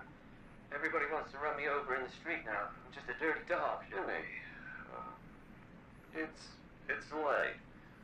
Why don't you hit the hay? Listen to me, you don't understand. I can't run. What do you want? I want you to run. Oh, everyone loves you, Monty. Everyone. Okay. I see what happened. All right. Deanverse. Deanverse was everything we had for the first 2 seasons of the Monument Mythos, right?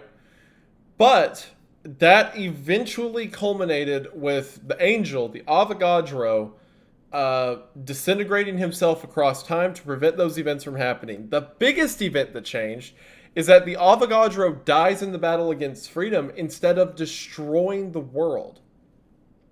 That also caused a lot of other changes in the timeline. One of them being James Dean no longer runs for president because his sister Eunice takes her own life.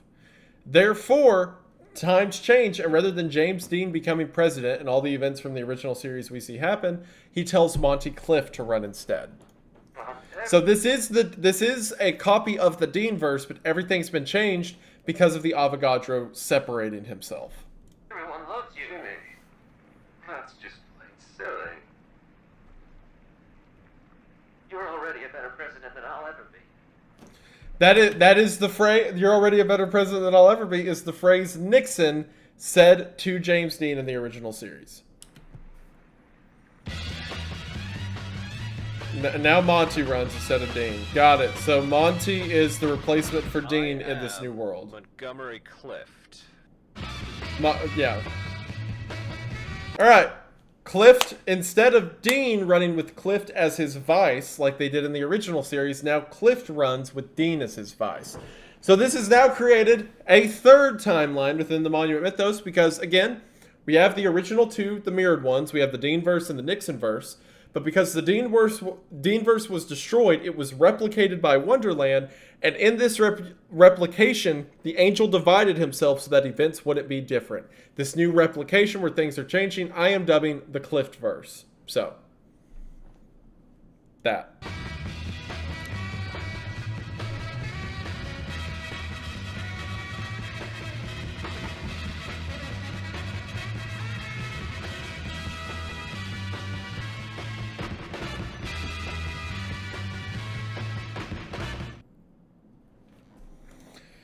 I saw that there was a vote on his channel, I think. Hold on, let me go back to here.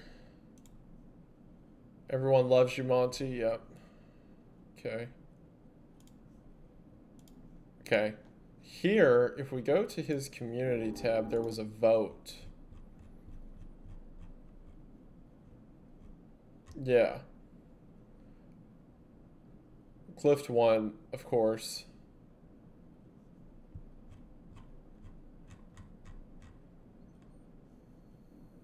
Okay, so are we on the same page? The Clift verse is the modified Dean verse.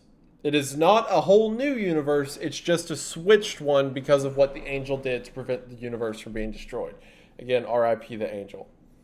So there are now 3 universes. 2 of them are variants of the Dean verse. So, yep, got it. We're good. Okay.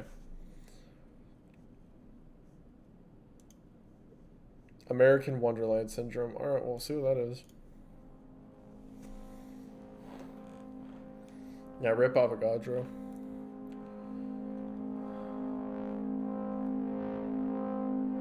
This is Cathanot C.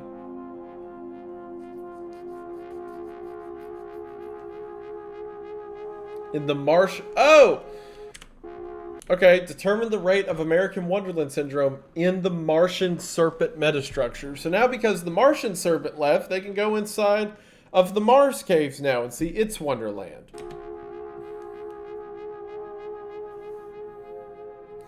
McCarthy's lot probably does side with the ADA, if I had to guess, which I guess would be the ACA now.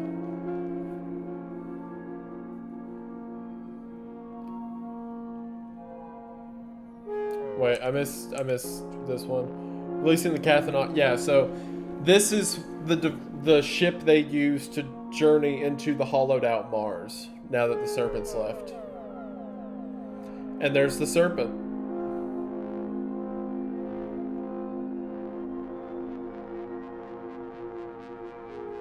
It's kind of that's kind of terrifying.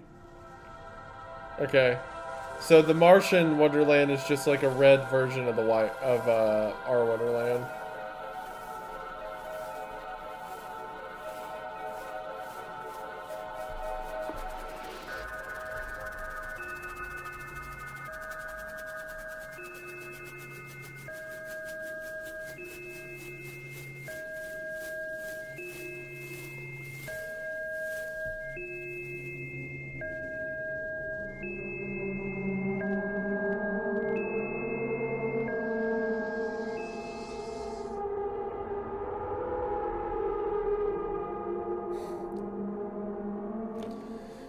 Whoa, hold on. For one, it's funny they call it the spaghetti. They call it the giant Martian servant spaghetti. The spaghetti sent us back home. We're in Wonderland. There's a child here too. Okay, the child has got to be Virginia. Ain't no way it's not, because she's the only child, unless it's Everett. It could be Everett, her kid, but it's either Virginia or Everett.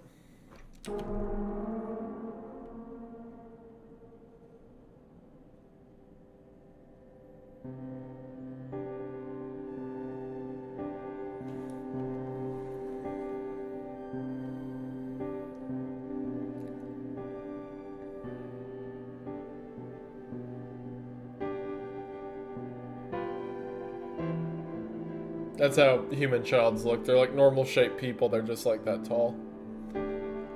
What is that? What the? Hold on. We haven't got rules about that being in Wonderland yet. What? Unless that's what the clones look like. What's that a clone of? That's terrifying. My word.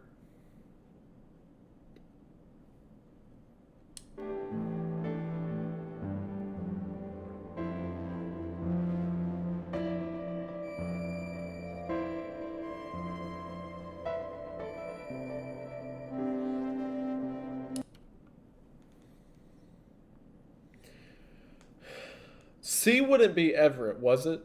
Because remember, Virginia said when she switched over, when she was stuck in Wonderland for a long amount of time, there's a man there who helped her whose name was Everett, right? That's why later when she gets pregnant, she wants to name her child Everett.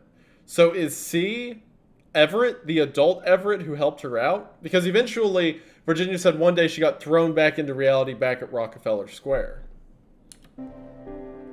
Unless the child... Please refer to the child as a boy or girl so I know if it is Everett or if it's Virginia. C finds paper.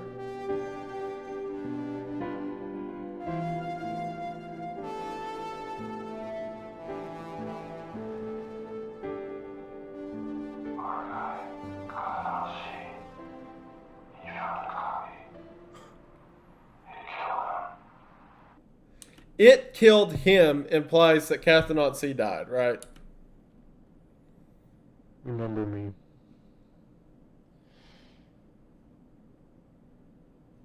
For Virginia. For Everett. For America. Okay, alright. So we got confirmation now. The child is Everett. Got it. So the child is in fact Everett, which means Virginia was already long gone whenever Cathanot C showed up. Okay, that makes sense because all the way back in Virginia, in Washington Wonderland, Virginia was pregnant whenever she goes to the Washington Monument. And when she falls through the floor and goes to her body in the other dimension, she's no longer pregnant. Which is implied that the child that she was pregnant with was lost somewhere in the abyss, in the nothingness. It's somewhere within Neverland. Effectively a fetus trapped somewhere in Neverland. And that is the Everett that Cathanot C finds. Okay. Wait. wait. I go from that and it's immediately it's just like a child stretching across. The series is a lot. For America. That music's so funny. Okay. American Wonderland Syndrome is characterized by an extreme... Hold on, I can frame click now. Is characterized by an extreme distortion of physical attributes. The distortion is most commonly observed in individuals exposed to the Horned Serpent metastructure, such as cathanots or Washington absentees. Hold on. While Alice in Wonderland Syndrome, AIWS, is brain-related condition, AWS is not. There's no sure, whatever that says, for AWS.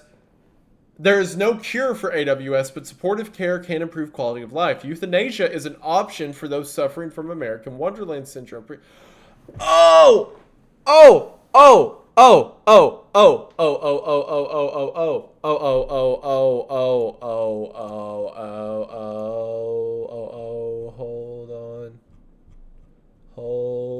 on. Where is it? I need the season 2 and Washington Wonderland. AWS syndrome is for people who become trapped in Wonderland for long periods of time. We didn't hear this kind of thing happening to Virginia for some reason, but it says that Washington absentees are those exposed to the Horned Serpent, or in other words, people who have been in Wonderland. They can develop these physical deformities or whatever.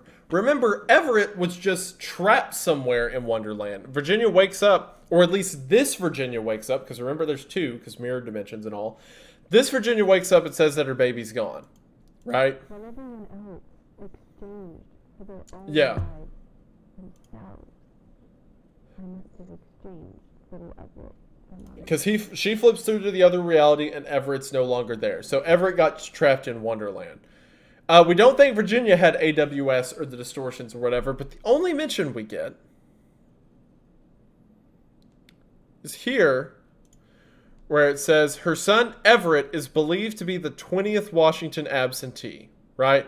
Because Everett's wasn't found, and AWS happens to people who are stuck there.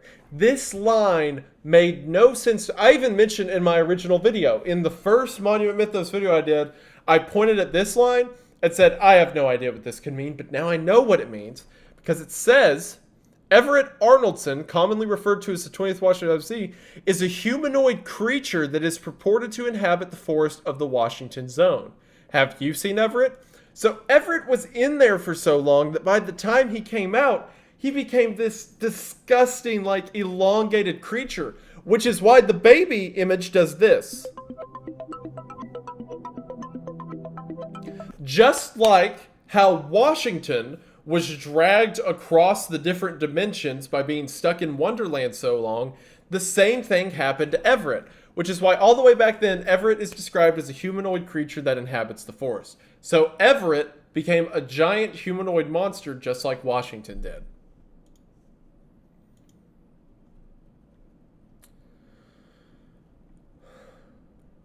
This is what I chose for a career.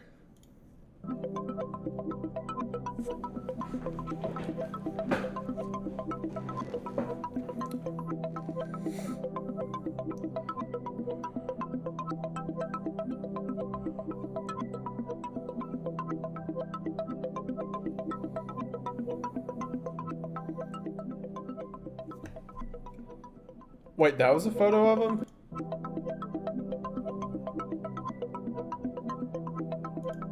This? Is it like super zoomed in or something?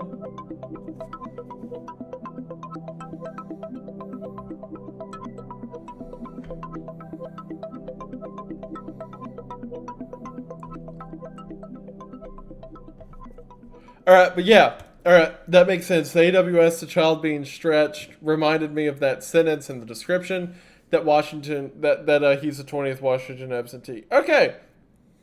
Alright, well, that makes perfect sense to me. I don't know about you all, but... Yes! Dean Devil! Yes! Please! Please be right. Please say that the number one theory that I staked down in the first series when I made the first video. Please tell me I'm correct. Oh, it'd make me so happy if he's the devil. Okay. Alright. Please. Alex, give me this. Please.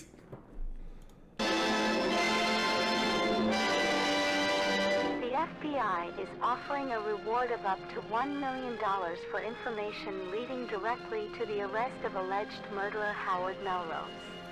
Howard Melrose is innocent because he's the guy who's been figuring all this stuff out. He's the dude who he was there for the Suez Canal. He's a cool guy. He's a journalist. He's the one who figured out the Lincoln Looker, all that. The 18-year-old is the latest addition to the FBI's 10 most wanted fugitives list. In 1968, Melrose was contacted by Eunice Dean, Vice President James Dean's older sister. During the call, Melrose verbally assaulted and threatened Eunice. See? We heard the phone call and know that didn't happen.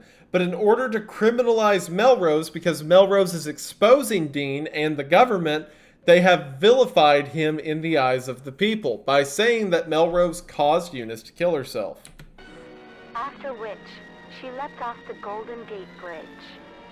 Come on. Melrose was caught on camera Give me this. before leaving San Francisco. Special Agent Rod Serling. Oh, that's so fun.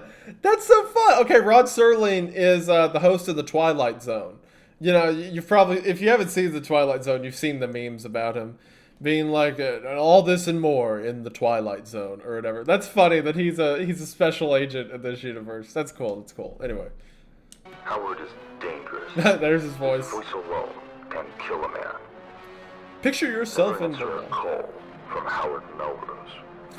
Keep your children far away from that telephone. That's fun that they've made Melrose so evil in the eyes of the people that he could just talk you to death. If you have tips about Imagine, if you will, James Dean as the commander-in-chief and also the devil. That's funny. Melrose's whereabouts, dial 1-800 Dean Deliverance. Dean Deliverance. Howard Melrose away from every telephone in America. I love, like, oh, that's fun. The FBI, fidelity, bravery, integrity. A lot of these series, people will quantify. They'll try to quantify them too much. Just not this one, but any other ARG, right? They'll look at it and they'll say, okay, you know, I liked it. Some parts were fun, but I didn't really get it. I didn't really understand it. And for that reason, I don't like it that much because it was too confusing in this part, so it's too hard in this part. And what I think a lot of people miss out on is this is the experience. Like, this is what makes it such an interesting piece of art. For one, you're playing with historical figures and making stories that are interesting and whatnot. But just seeing, like, Rod Serling be like, you want to keep Howard Melrose away from every telephone in America. Like, it's so fun. It's so interesting. And that on its own earns its merit. I'm the nerd who likes to come along afterwards and say, well, actually, this means this, and this is supposed to go to that. Because I'm a loser. But, like, that's not what makes a series good. What makes it good is the experience, the art of it. The fact that sentences like this, experiences like this, don't exist anywhere else. And I love it for that. I love the Monument Mythos. In America. Like, look at this. How could you not love it? At 0900, we intercepted a call from Howard's home. I led a team of agents into his house 9 minutes later. He had packed his bags and left. At 0400, we intercepted a call from the Hollywood Rockefeller Hotel. I led a team of agents into the building 18 minutes later. He had evaded the room with his belongings. He had attempted to redact and shred copies of an airplane ticket. Off the record, Mr. Vice President. I know that you're upset, but listen to me. Whatever I say next, promise me you'll stay put. No more jokes about taking Air Force 2 for a one-man kill assignment. I'm trusting you, Mr. Dean. We currently have eyes on Howard Melrose. He's about to leave LAX on a flight to DC. We can wait for him there. Promise me that. Mr. Vice President, are you there?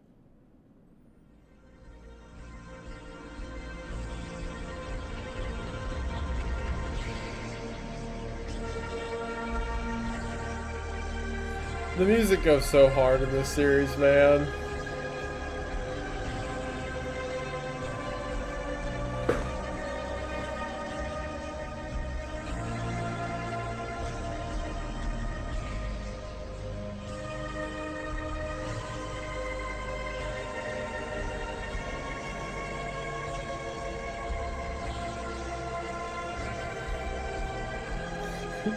James Dean's hit the Pentagon.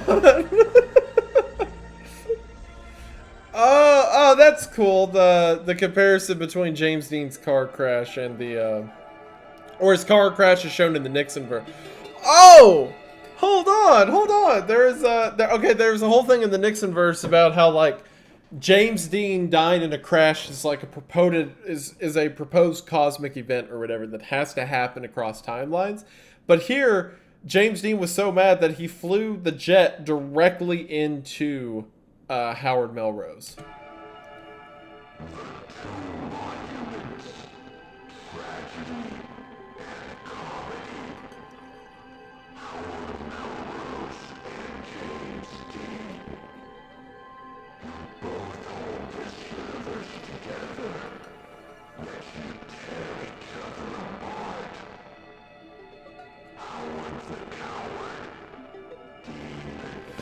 Yes! Yes! Ow! Ow! I was right. Oh. Oh, you don't know how good that feels. Just the doubters, the hate. All the messages tell me I'm insane, that I'm weird, that I'm overthinking it, that it doesn't, that I'm being weird and crazy and conspiratorial for no reason. Well, look right there, Dean the Devil. Finally! Okay.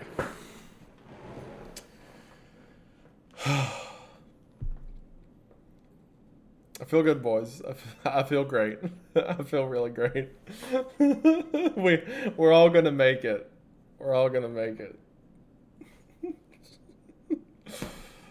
Oh, that feels good. I feel great. That's awesome. Yeah. All right. So the implication coming off of all this is that I feel really good. I forgot what I was gonna say. That Melrose and Dean are two characters who matter on a cosmic scale. because it's shown in... I guess that means it's Howard Melrose in the Nixon verse. I got to go look back at the Nixon verse to see how that lines up. But that their conflict with each other will be constant, because in the original Dean verse, Melrose was the one constantly exposing what Dean was doing. So it's like the two have been in battle for such a long time that they're destined to be in battle almost. So... yeah, like they're meant to be in conflict with each other, but inevitably they try to destroy each other. So now the cathanot, who's kind of acting as the arbiter of everything, like the figure who has seen what the world will be, is now kind of warning them of this, warning them of their place in the universe. Yeah. Yeah, that someone said canon events.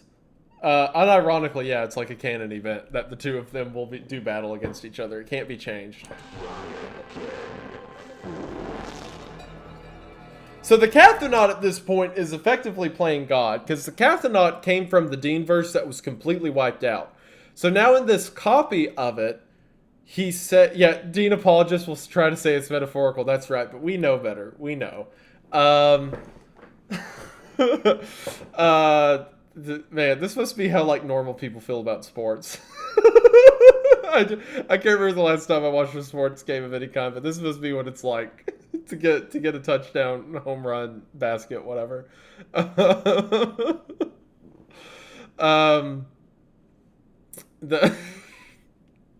so sleep deprived too.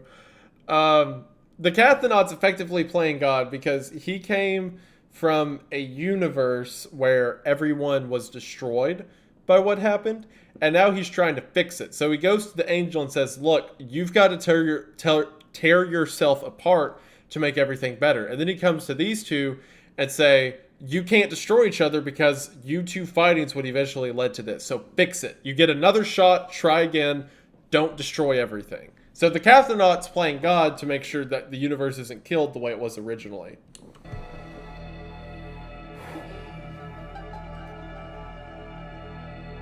Grief can make you a monster is the line that was said about the last son of Alcatraz, which is Richard Nixon. Whole story. That's the line that was said about the last son of Alcatraz whenever he became the Crescent King or the Horned Serpent in the Dean verse. So we're seeing this bleed in of different realities into this new copy of the Dean verse, or in other words, the Clift verse.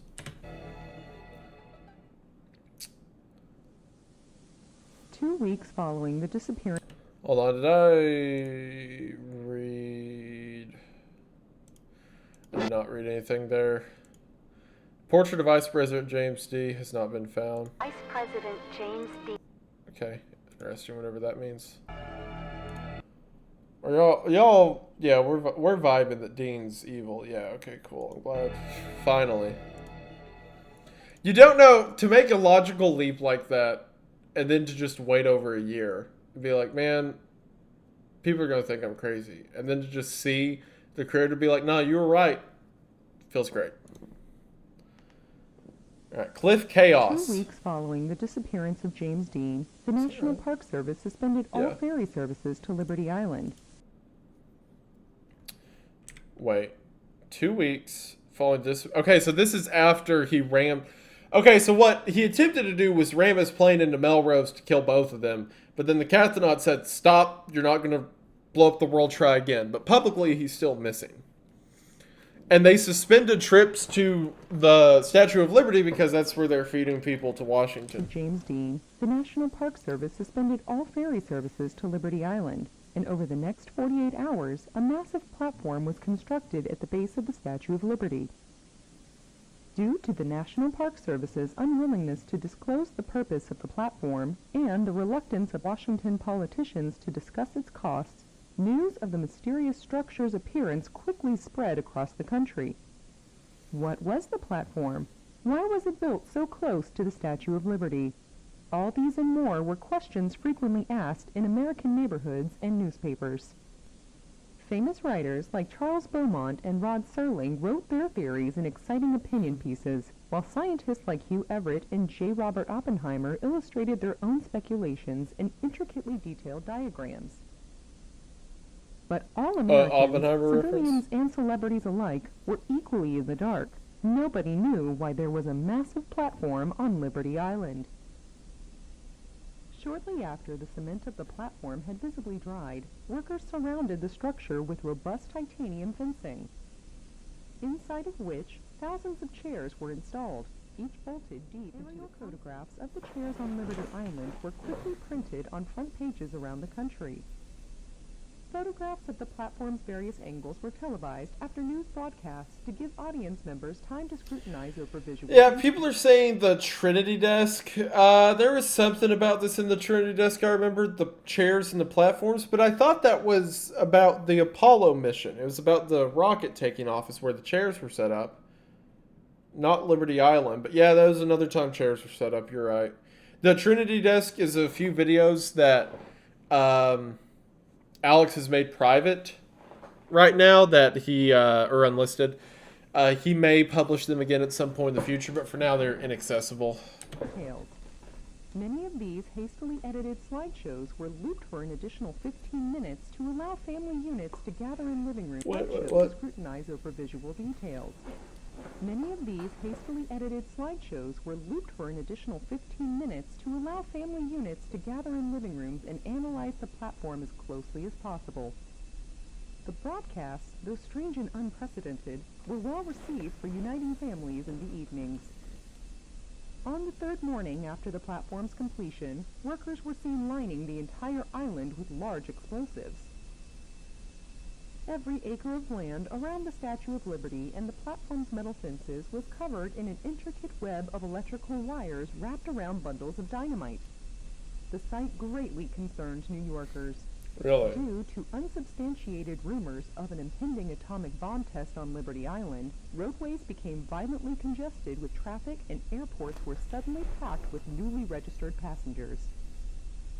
Many civilians wanted to leave the East Coast in order to avoid any potential shockwaves produced by the Liberty Island explosive. While law enforcement and regional government officials urged the public to remain calm and at home, no concrete reasoning was ever provided. Ambiguous explanations from many mayors and governors only worsened the widespread anxieties. Numbers of missing children dramatically increased in the afternoon as groups of siblings refused to stay put with parents at home and decided instead to seek shelter out west. Cats, dogs, and other domestic Why are their animals eyes ran like freely that? through city streets, released by their owners in an attempt to spare their lives. Dog, cat, and snake attacks became common in all major cities. In New York City, Chicago... This reminds me of all the destruction that was caused whenever the hijacking happened in the Deanverse by the ADA that made everyone deaf. It's just very similar. Los Angeles and Miami, curfews were dispatched to collect loose pets. 1 in every 5 servicemen sustained injuries from agitated animals. Even the incumbent president was attacked by a dog which had passed through the White House fence. Rushed to the Walt Disney Hospital to treat injuries, the president remained indoors for the rest of the day. In the evening, she requested a full explanation be provided by... She? What president? I thought we were talking about Dean. Curfews were dispatched to collect... I thought the president was, Clift. I thought Clift was president. If this disappearance happened right after Clift told James Dean to not go fly his plane into the other guy, then why is he not president? 1 in every 5 servicemen. The comments. Few are like, a woman? No, I'm just saying, why? Like, I thought it was Clift. Sustained injuries from agitated animals. Even the incumbent president was attacked by a dog which had passed through the White House fence. Rushed to the Walt Disney Hospital to treat injuries. The president... Treat his injuries. Is this set captions? Yeah, these are his typing, his English subtitles. To treat his injuries. Remained indoors for the rest of the day. In the evening, she requested a... Okay, he did that on purpose. He is messing with us. He is messing with us. Full explanation be provided by a representative. Alex of did this on National Park purpose. Service on live television. There would be no response, and an hour later, at 6 p.m. Eastern Did we get... Time, Okay, whatever. I'll figure that one out later. The resulting shockwave caused the Statue of Liberty to visibly totter. Fires erupted on all trees in the area. Since the fencing and chairs were bolted into the ground, the platform remained completely unscathed. However, the surrounding inferno released massive clouds of ash into the sky. Passing ships and What I imagine they're doing... Okay, also, this episode's called Clift Chaos. That's Clift, the president. So, what? But they're blowing up the statue to release the serpent, if I had to guess. aircrafts recorded the hellish scene on film. Ferry services were reopened by the National Park Service to allow firefighters access to the flames.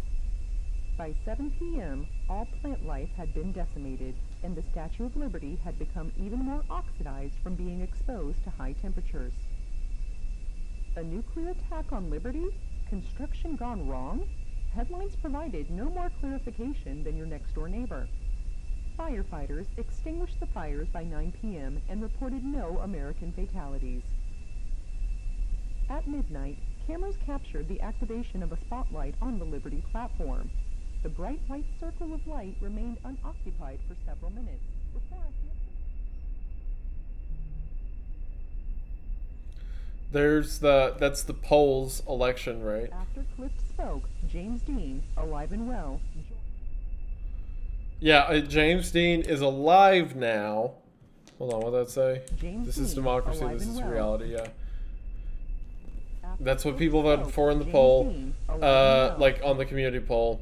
But James Dean's alive and well because the cathanot changed it. Yeah, told him to try again. My disappointment is vast. My dad. To save a goddamn teenager from being murdered by the vice president. Yet she still supports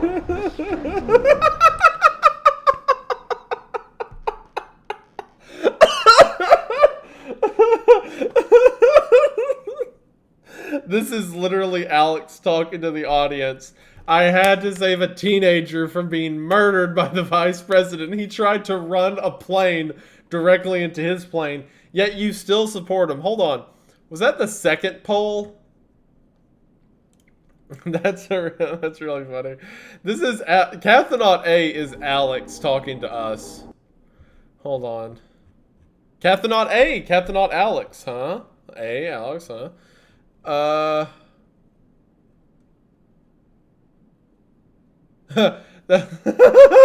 Yeah, he did. Okay, this is the original poll. And then he made a second poll saying, should we impeach him for his conspiracy to commit acts of vigilantism? And most people said no, to leave him in office.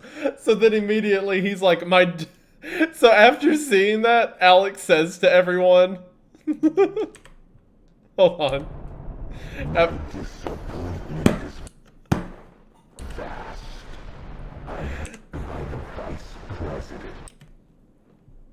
Immediately, after everyone votes like, no, don't get rid of him, my disappointment is vast. I had to save Melrose because y'all wanted him elected.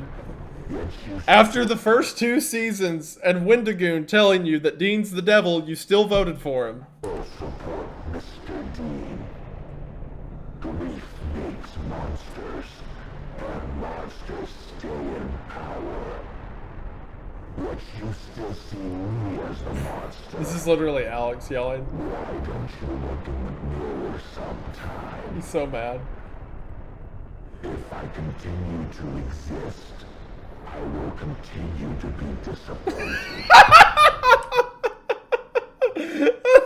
This is just Alex. It's so funny. If I can... I will continue to be disappointed. That's so funny. If I let you exist, you will continue to be a disappointment.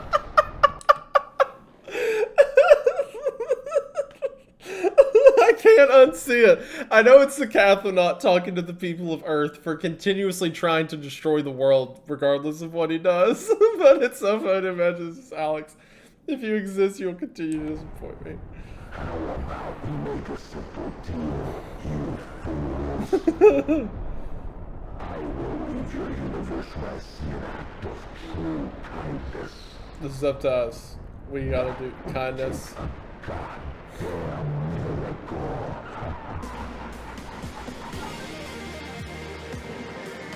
I love this series.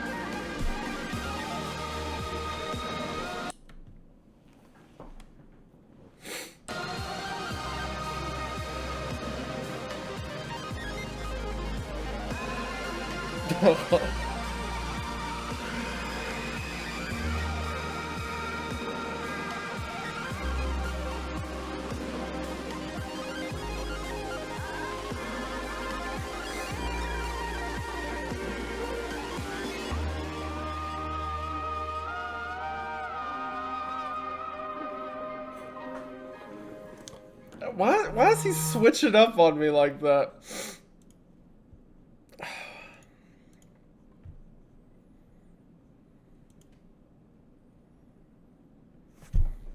Yeah. Man, I like we were having a fun time. We were making all those jokes about like oh, it's haha, it's him talking to the audience. Isn't this such a fun series? It's so cute. And then after that whole rant I gave at the beginning that he almost didn't make this because his dad wouldn't be there to see it.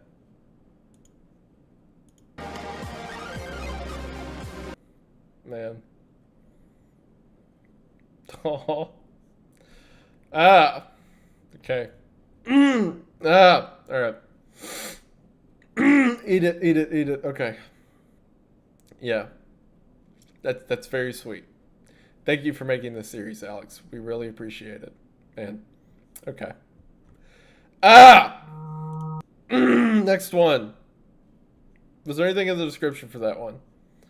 After Clift spoke, James C. and Lavwell joined the spotlight to declare the microphone. Monty Clift is the one man in the world who can prevent nuclear war. Okay, whatever.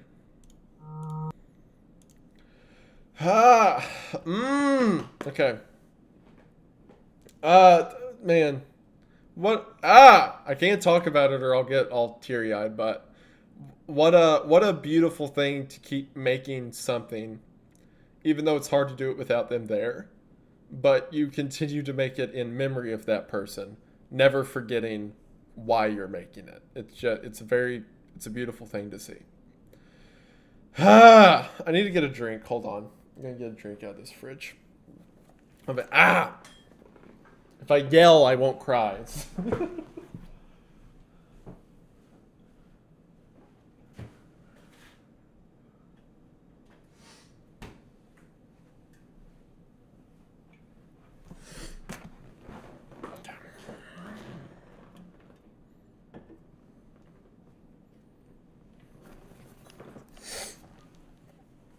Was that not so sad? Was that not so touching? Like, oh, it's a funny moment. Man, what a fun series. Everything's so cool. Ha Dean, that. And then it just says, hey, Dad, I miss you. Like, is that not just... it's powerful. It means a lot.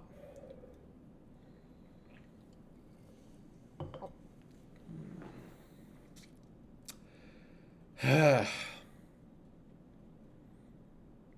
think we're almost done. I think there's 2 left of season 3.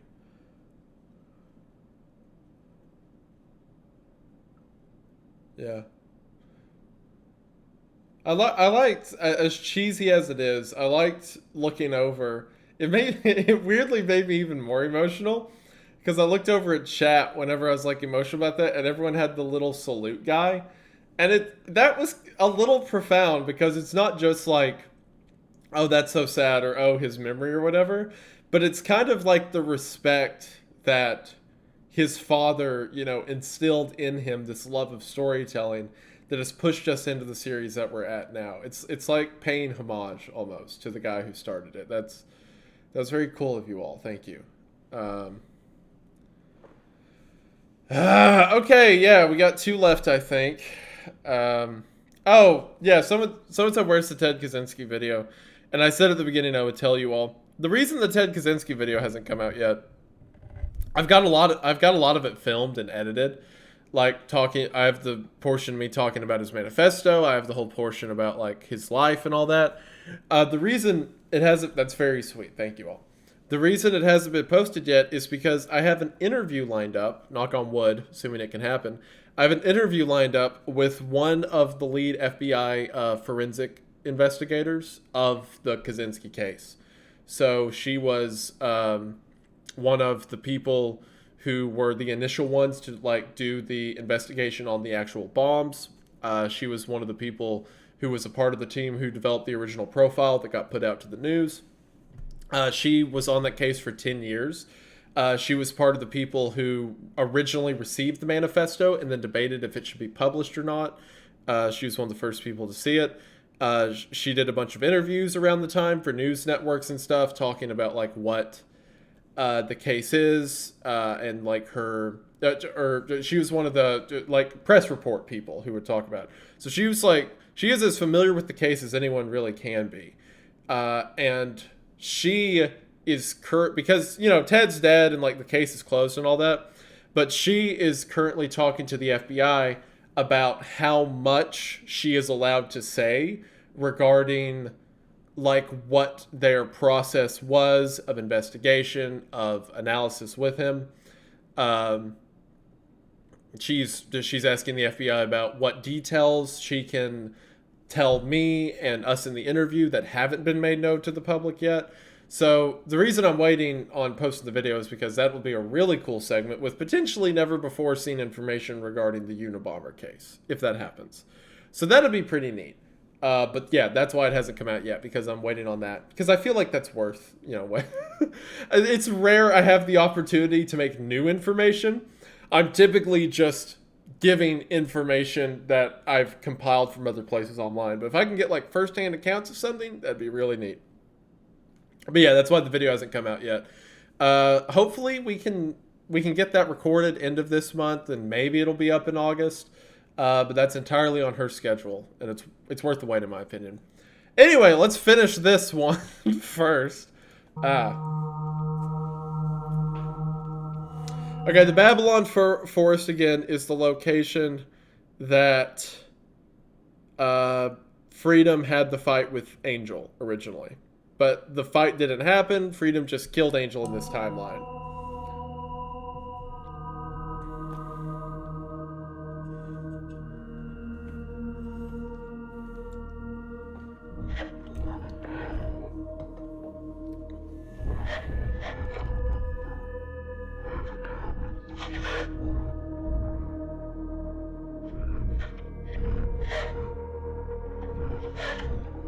Is this Everett talking?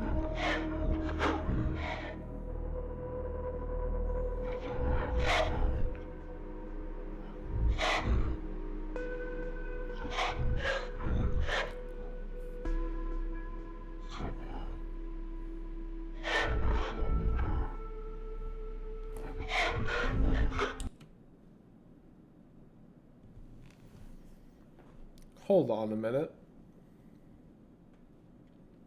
Hold on a minute. I didn't. Everett's story will be narrated by an individual with AW. Okay, so yeah, this is Everett's story. Hold on a minute.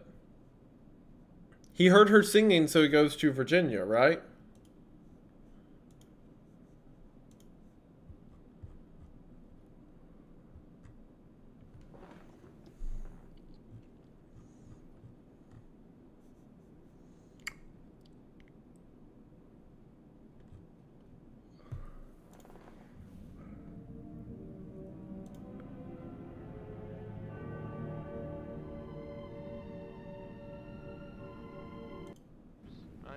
Had the opportunity to select another tree.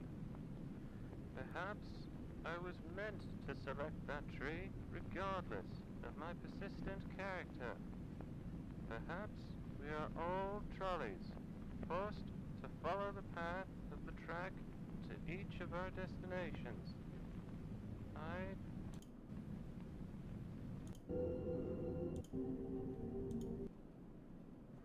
Many, including my father, believe the 1934 Christmas tree vanished. That is untrue. I have seen it wandering in the plaza on many occasions, and it resembles a man far more than any tree.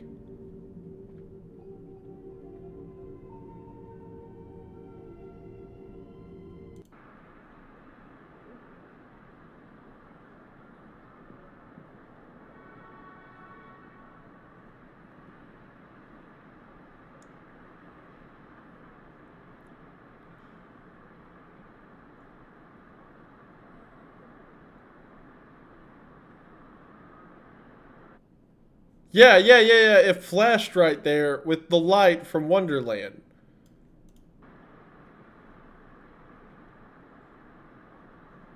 Right here. Yep. And then, hold on, we're not done yet. I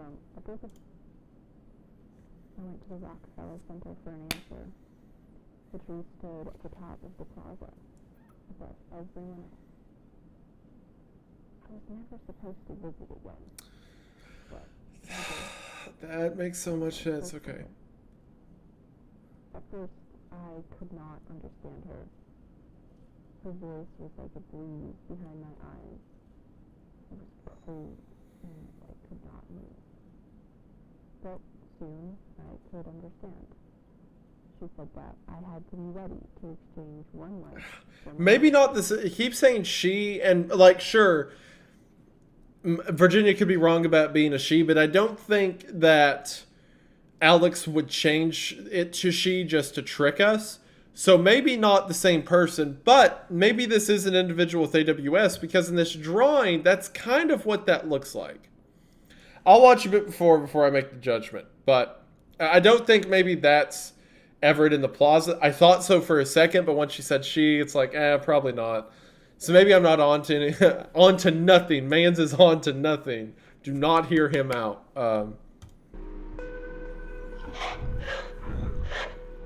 But maybe the tree on top of the plaza was one of these people with AWS.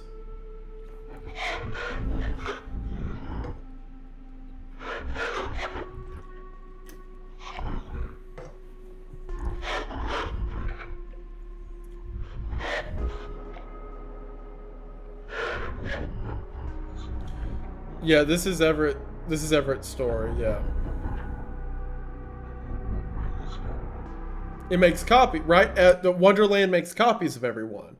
So this is the copy of Virginia in Wonderland.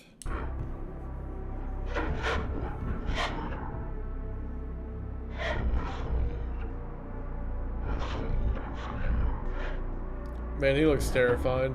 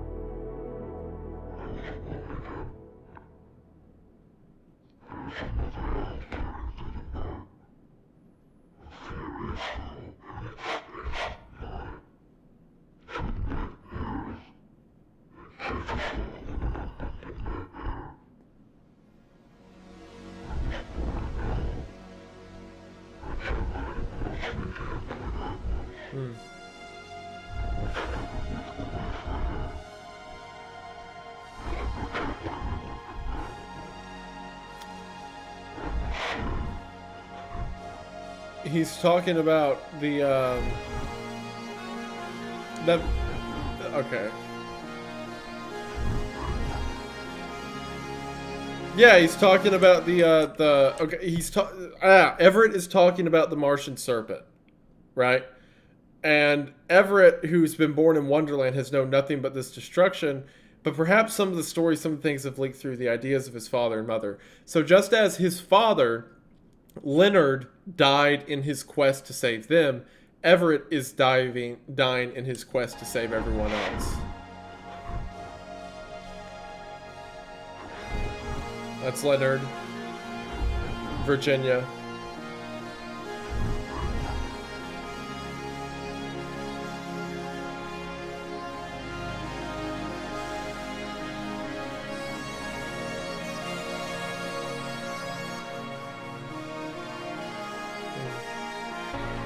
Wow. Everett, who has gone through all of that pain, like in all this suffering, you'd expect him to be the villain, to come out of there like ready to cause hell on people. But as soon as he comes out of Wonderland, he's like, I have to save everyone. Wow, what a G. And I was calling him a monster and evil. Man. Good, look at this, the transmission. Good luck, Everett Arnoldson. Aw. That's so sweet, too, because in the original Monument Mythos, it was about Maya and Nathaniel, a brother and sister, who died trying to uncover what Maze is doing. And then their children died as well. Dr. Disturbing and Lauren were killed, by Maze in their quest. And then it's like Virginia was the victim. It was about the Arnoldson family suffering through all this. But the last survivor, Everett Arnoldson, is now here ready to save the world in spite of everything that happened to him. Aw. The music goes so hard.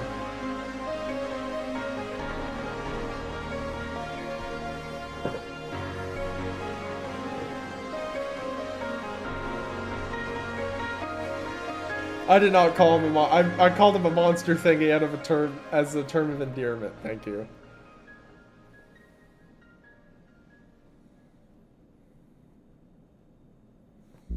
Is this the last one? This is the last one. Yeah, that was Arnoldson alone. Cathanot transmission. Goodbye, fools. Okay, I'll read that later.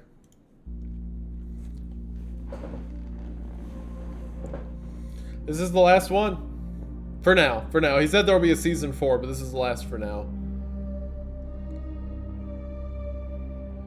I should have stayed a rider. It's funny. The death of Dean. Let's go.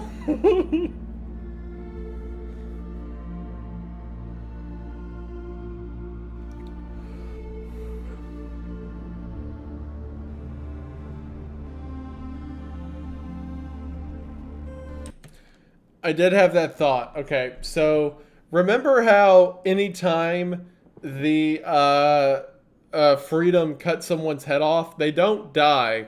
Their head becomes a canyon crown. Well, this is what happens when you make the Avogadro Angel into a canyon crown. It's not good. It's an angel crown, yeah.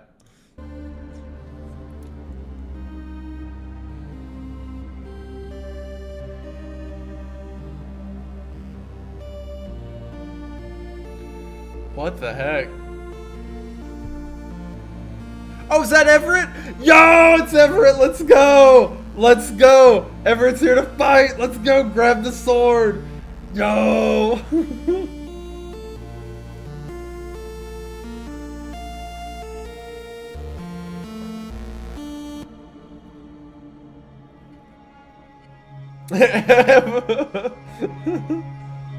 Just melted the sword.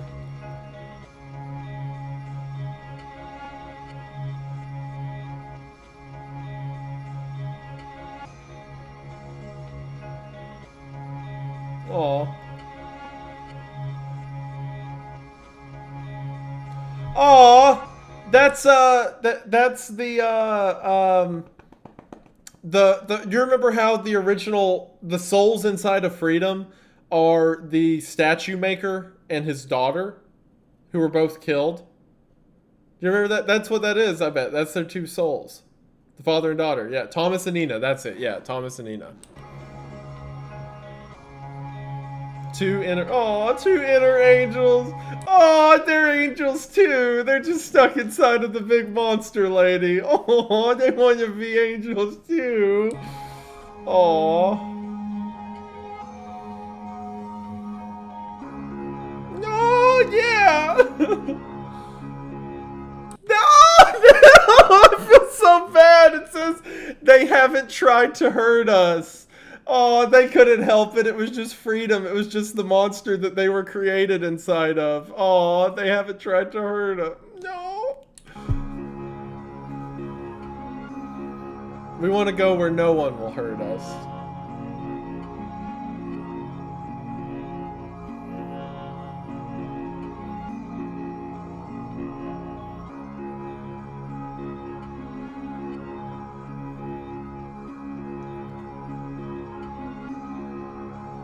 Yo, what?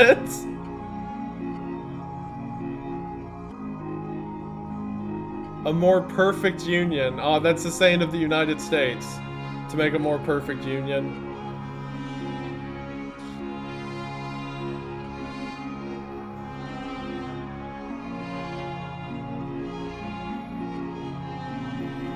Freedom, the Angel, and Everett. To defeat the serpent so that humanity's safe.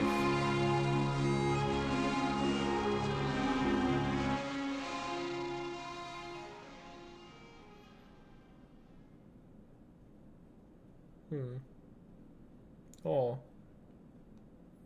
Oh.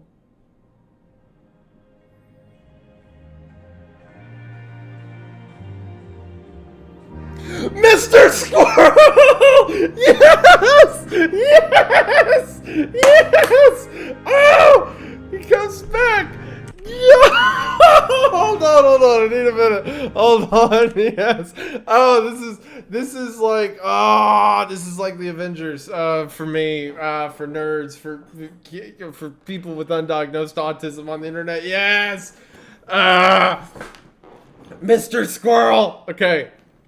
Lauren's alive, because Lauren died in the original Deanverse. She was killed by Maze whenever they went to see the Canyon Crowns and all that.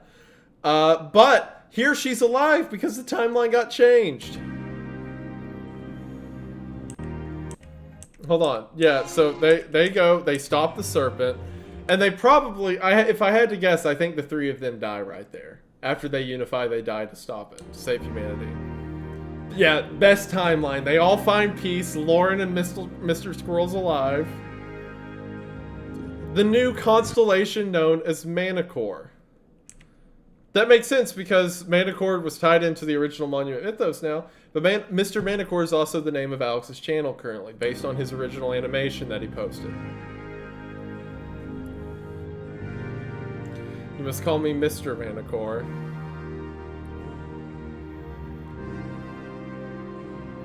What are you made of? Oh, good people. Oh, the man. Nina, stop. Why is this so sweet? That's, what are you made of? Good people. Oh, that's so sweet. Oh. The men! Oh, that's the, yeah. 1, 2, 3, 4, 5, 6, 7, 8, 9, 10, 11, 12, 13, 14, 15, 16, 17, 18, 20.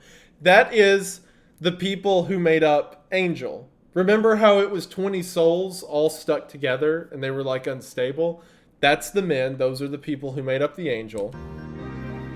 And then Nina, Thomas, and Freedom. And Everett! Aww. Oh! The painting Virginia made of all her friends who went to Wonderland. Aww. And there goes cathanot A. He's not needed anymore. Remember what he said? With one act of kindness, with one act of goodness, humanity can be trusted. They'll no longer be destroyed if humanity quits being selfish. All can be forgiven and all will be well. And in the act of selfishness that Nina, Thomas, the men, Freedom, and Everett did to save the world in sacrificing themselves for everyone to be saved, the world is now saved and cathanot A is no longer needed.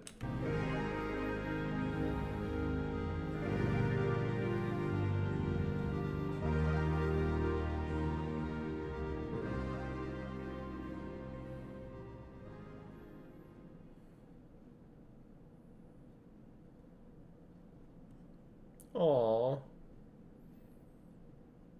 That was so sweet. What a sweet ending. I am Montgomery Clift, and I approve this message.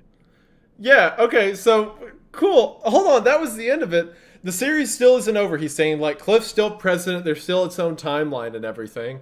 But these characters all got their freedom forever. Aw, they all got their ending by sacrificing themselves to save everyone. What are you made of? Good people. Oh, such a surprisingly sweet note for this, like, ethereal historical horror series. Goodbye. The cathanot says goodbye, fools. Mr. Serling and his publisher agreed that the death of President Dean was a far more eye-catchy title than the death of Vice President Dean. After all, very few people care about vice presidents. Aww. That's so sweet.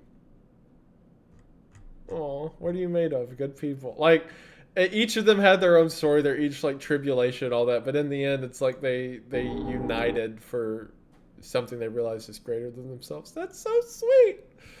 Okay. That's adorable. I do want to see, is that off? No, it's not. The Crescent King, and Little Lanky, and all that are all related to the Nixon verse, which we're not getting into right now. There's one video, the Officer Ben tape. I don't think that ties into anything. I'll tap on it, but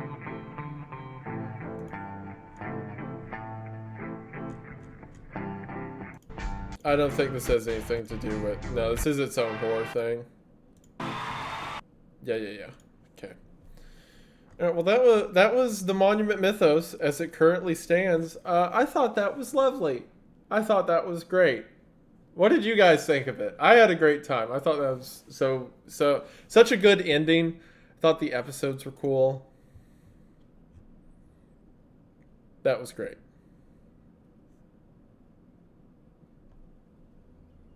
I know, that was like what a fun little ending. I did also agree it's a great end for the season. To finish it off, Alex shared this. What did he say here? Arnold's been alone. The people who helped make the... Okay. He shared this, Monument Mythos Season 3, but it's animated. And now that we've watched the entirety of Season 3, let's watch this to end on. How's that sound? Alright, so if you didn't see Season 3, leave now. That doesn't apply to us because we just watched the whole thing. So, oh, I should credit who this is. Dino Duel 90.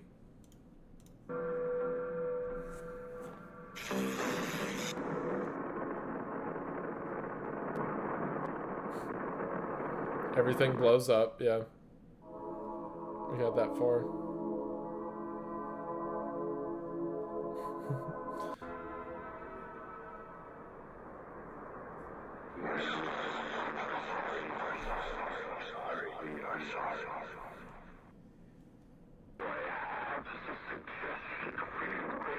Separate yourself. Is this just like a summary? Because we don't need a summary. We already did that.